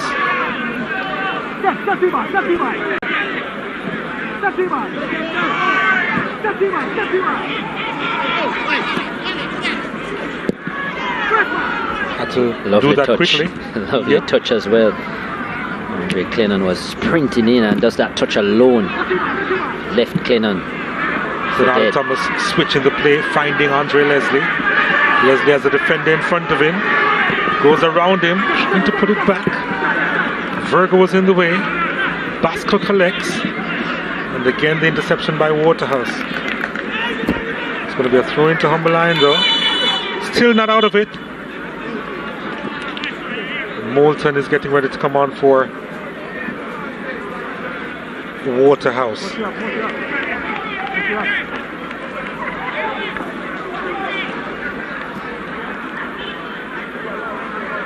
Bend those days up.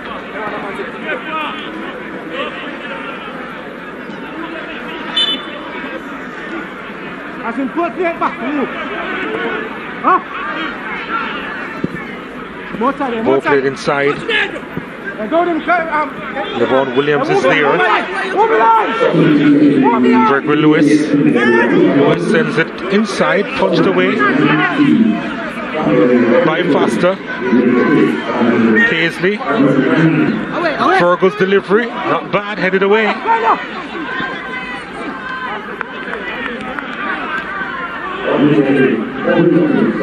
Afiba Chambers. Basco picks it up, trying to thread that one through once more.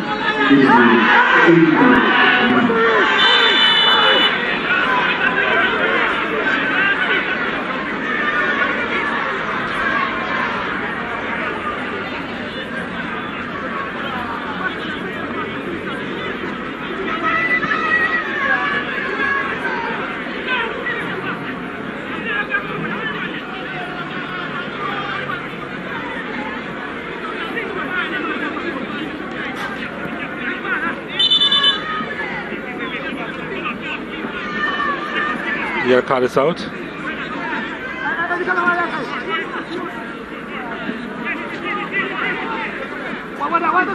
It was shown to the Molynes skipper, Odin Murray.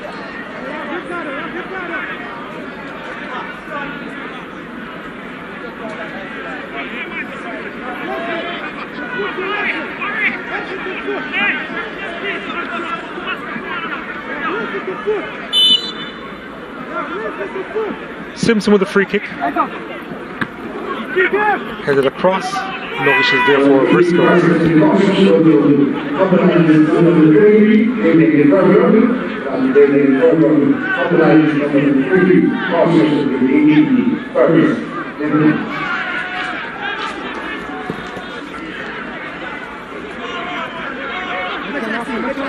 Murray. Virgo.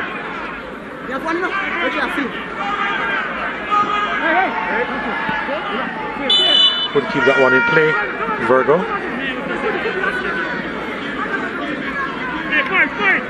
Who are the candidates for the man of the match, in your opinion, Chris Taylor? Let's confirm Murray. Showing the yellow card there. Kemar Foster. For that challenge. Kemar Foster. Ah, yes, the Waterhouse custodian.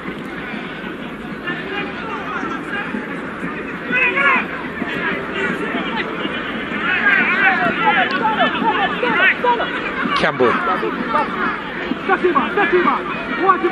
Howell.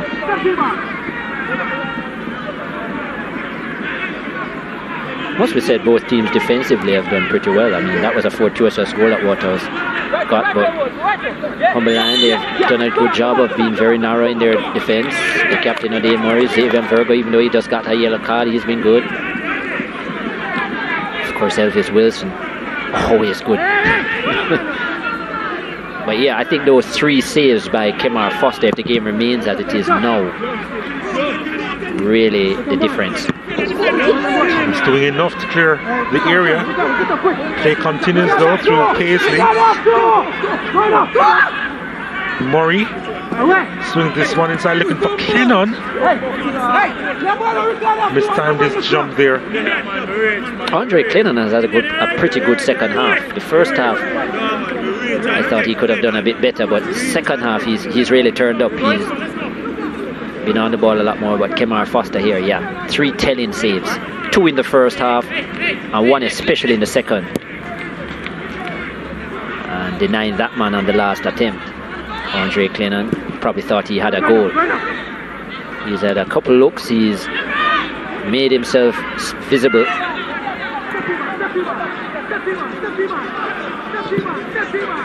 And he's operated well in the second half as a lone man up front for Humberline.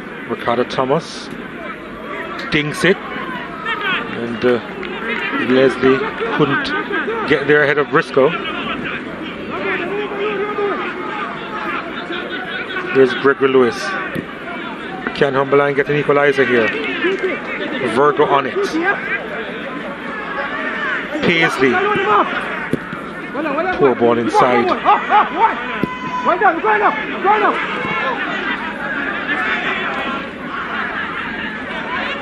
Well, Waterhouse do have the best defensive record for a reason. Just 12 goals conceded, and this is match week 17.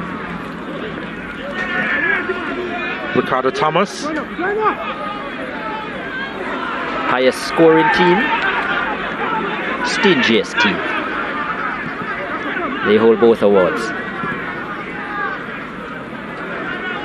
And yet, they're in second. Before the start of this one, in second spot. But as we said, if this continues as it is, Waterhouse will be back on top with a superior goal difference. Paisley.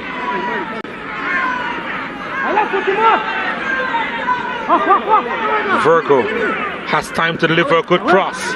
Wasn't the best. Denada Thomas is across there.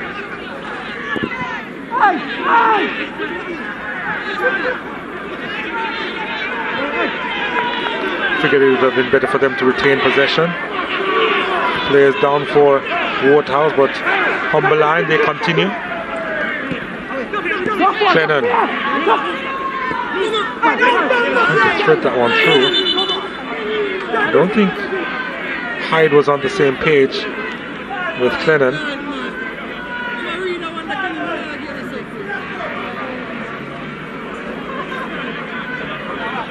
Not sure what's up with Leslie. He's holding the shoulder, but initially I thought it might have been the leg. It is the shoulder.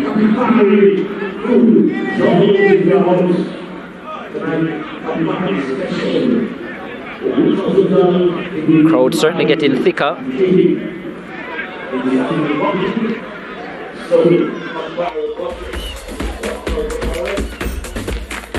Sportsmax at moment.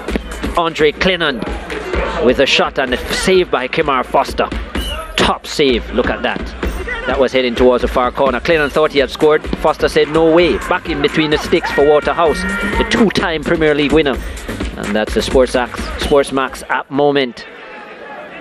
Of course, you can watch this on the Sportsmax app and so many other sporting material as well. The NBA, WTA tennis,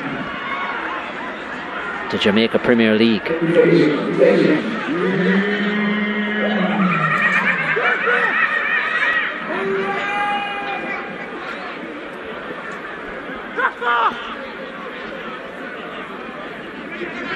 We're hearing that 4 minutes will be played. 4 minutes of stoppages. I'm sure you will be able to get something.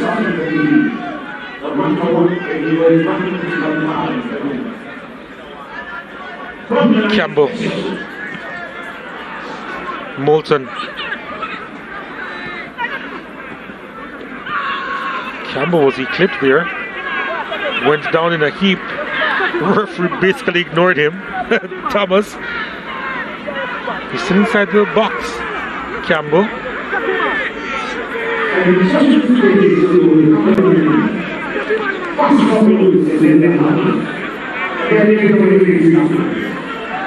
Leslie. Simpson. Keithy Simpson. Oh. He thought he saw a gap. He probably did, because Briscoe was scrambling towards the near post, so obviously he didn't have it covered. Had he been at his near post, he wouldn't have worried about this strike. Yeah, there was a gap, Donald. There certainly was a gap.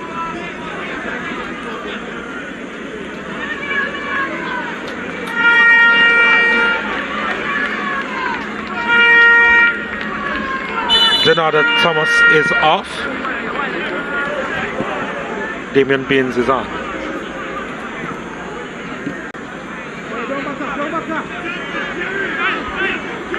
out for so long, Damien Binns, due to injury. One of the senior players in this Waterhouse squad. They've been doing so well that he hasn't been able to get himself back into the starting lineup.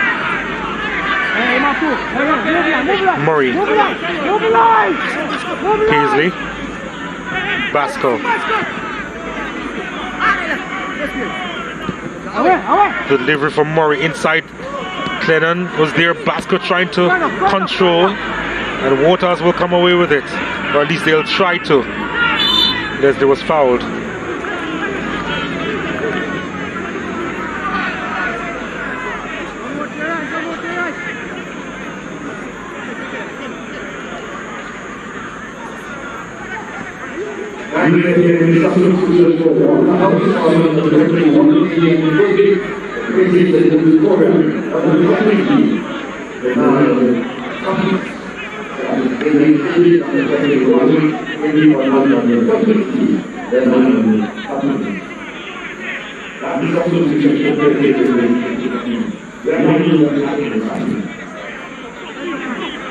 Campbell sends it long.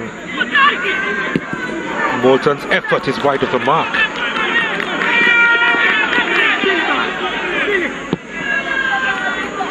Yet to score a goal this season, Andre Moulton. Their number 9. Scuffed that shot a bit. Giving away the ball a little bit too much now. Waddle still looking for a second.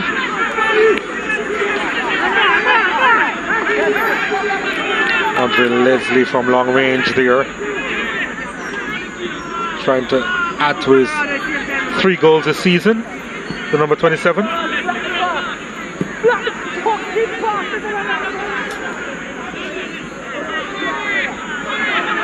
They have about 90 seconds to go, Humberline. They really need to get on with it. Campbell doing enough there.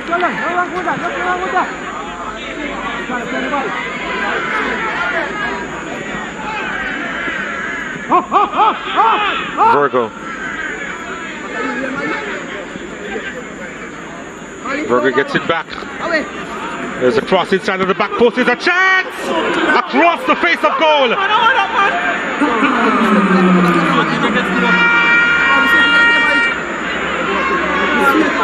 That was a big chance for the equalizer.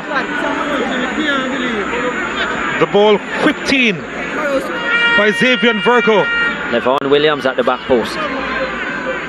Just the hang on the ball. Kemarfosa realised he wouldn't have gotten there. And yeah, that head had beat his left hand as well, but it beat the left upright too. Levon Williams back into the thick of things in the JPL. He's been around a long time. Couldn't find the far post. What a chance that was.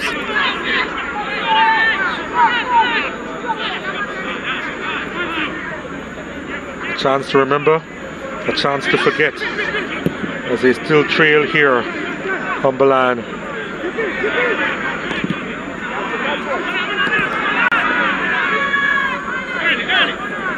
Oh, that's a late challenge coming in from Basco. And he will go into the referee's book.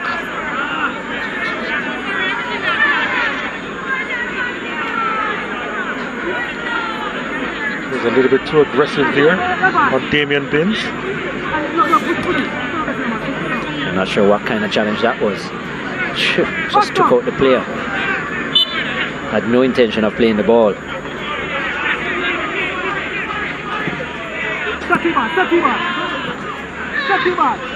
Humberland really can't afford to waste any time through needless fouls. They actually need the ball and need to get it upfield quickly. Oh, Waterhouse, they have the ball down. Interception made. Hopeful ball to Clennon. Waterhouse, they have it back. And that's enough. 4 minutes of stoppages played.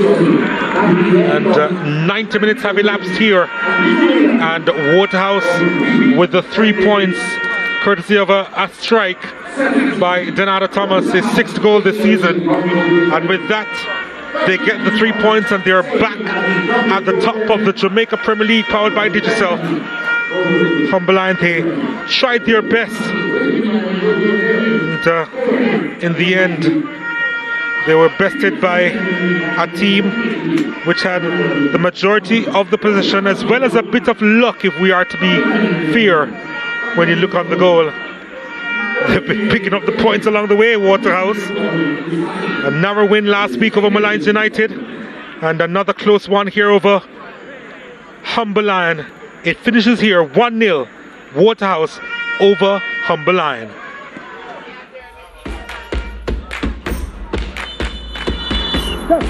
Let's take a look at the full-time highlights.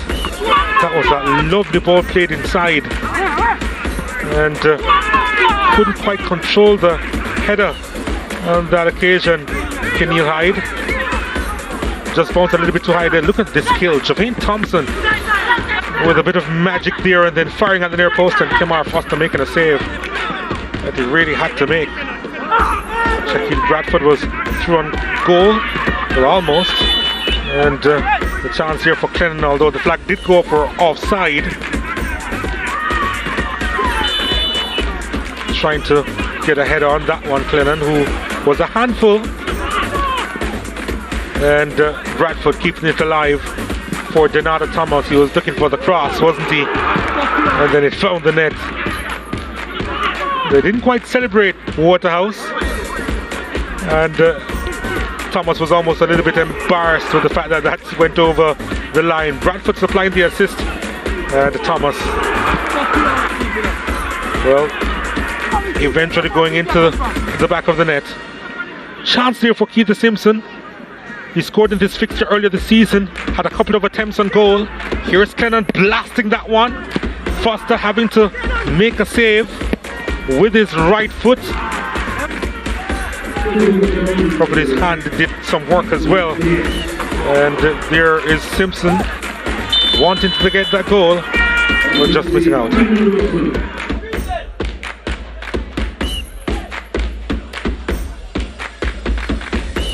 Waterhouse with 9 shots, 3 on target. Humber Lion with 5 shots, 4 on target. And it was a very physical game. Humber Lion with 15 fouls. They were shown 4 yellow cards, 2 offsides against them as well. And they just edged out possession in the end at 51%.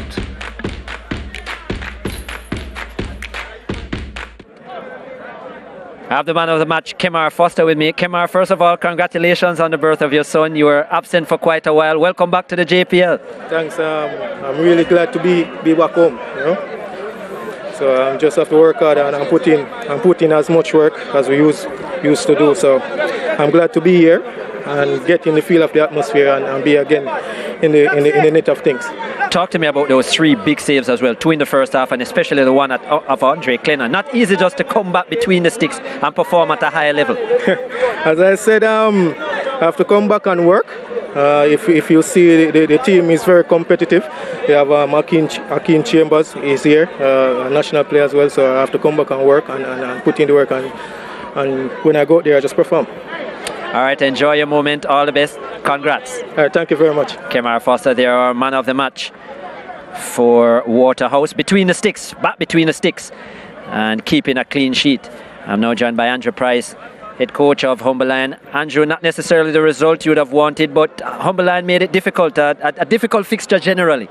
Yeah, definitely. It was a hard-fought game. You know, I think that one defensive error we made really gave up the game. You know, I mean, we didn't really work the goalkeeper as much as I wanted. I thought we got enough opportunities where we could have taken the lead, especially in the first half. And then very late in the second half, we got 2 beautiful opportunities. You know, so we have to be more clinical. I knew that they were very cautious because they are thinking about their CONCACAF assignment later next week. So I knew they would be in 2 minds, so they were ripe for the picking. But we just didn't take our chances today. We made one defensive error, and that was the game really. Looking at the game generally, yeah, that a bit of a fortuitous goal that Waterhouse would have scored, but the positives that you would take from this game? Definitely the intensity of the players. You know, I think the young players are coming along.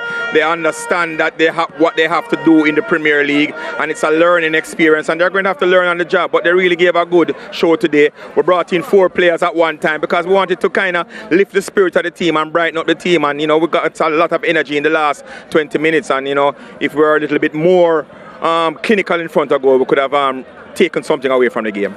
All right, Andrew, continue to build. We look forward to seeing you guys next week. All the best. Thank you very much. Andrew Price, they're the head coach of Humble Lion. And unfortunate for him, unable to come away with any points. The assistant coach from Waterhouse now joins me, Daniel Bent. Yeah, man. Daniel, hard-fought performance at the end of the day and yet another 1-0 victory. Yeah, man, Humble Lion made it a bit hard for us, especially in the first 15 minutes. They stayed behind the ball, they pressed us in some crucial spaces. But nevertheless, 3 points, very happy. 17 matches completed and only 12 goals conceded. What's the key behind your defense? Organization, instruction, communication. Those are the factors that has helped us to keep that amount of goals out, basically. And the CONCACAF Club Championship to come, yes. How do you feel about that? Because that will affect your JPL squad list. Yeah, man, because we fancy our chances. We have game on the 15th, the 17th and 19th, and it is something that we are looking forward to. So whether or not, I don't think it will affect our squad because we have a quality squad. So we're looking forward to it as well. And now Waterhouse back to the top of the table. Yes, was this something that you're working towards specifically, and do you think the players will be able to manage that well? Yeah, man, we're working towards finishing in the top 2 at the end of the round, and that is something that we want to maintain. So we're at the top of the table and want to maintain it. All right, congratulations on your performance. Enjoy the top of the table, and we'll see you soon. Yeah, man, thank you. So the final score, Waterhouse with a 1-0 win over Humble Lion, and with a victory they are back at the top of the Jamaica Premier League, joint with Dunby Holden on points, but above them courtesy of the goal difference.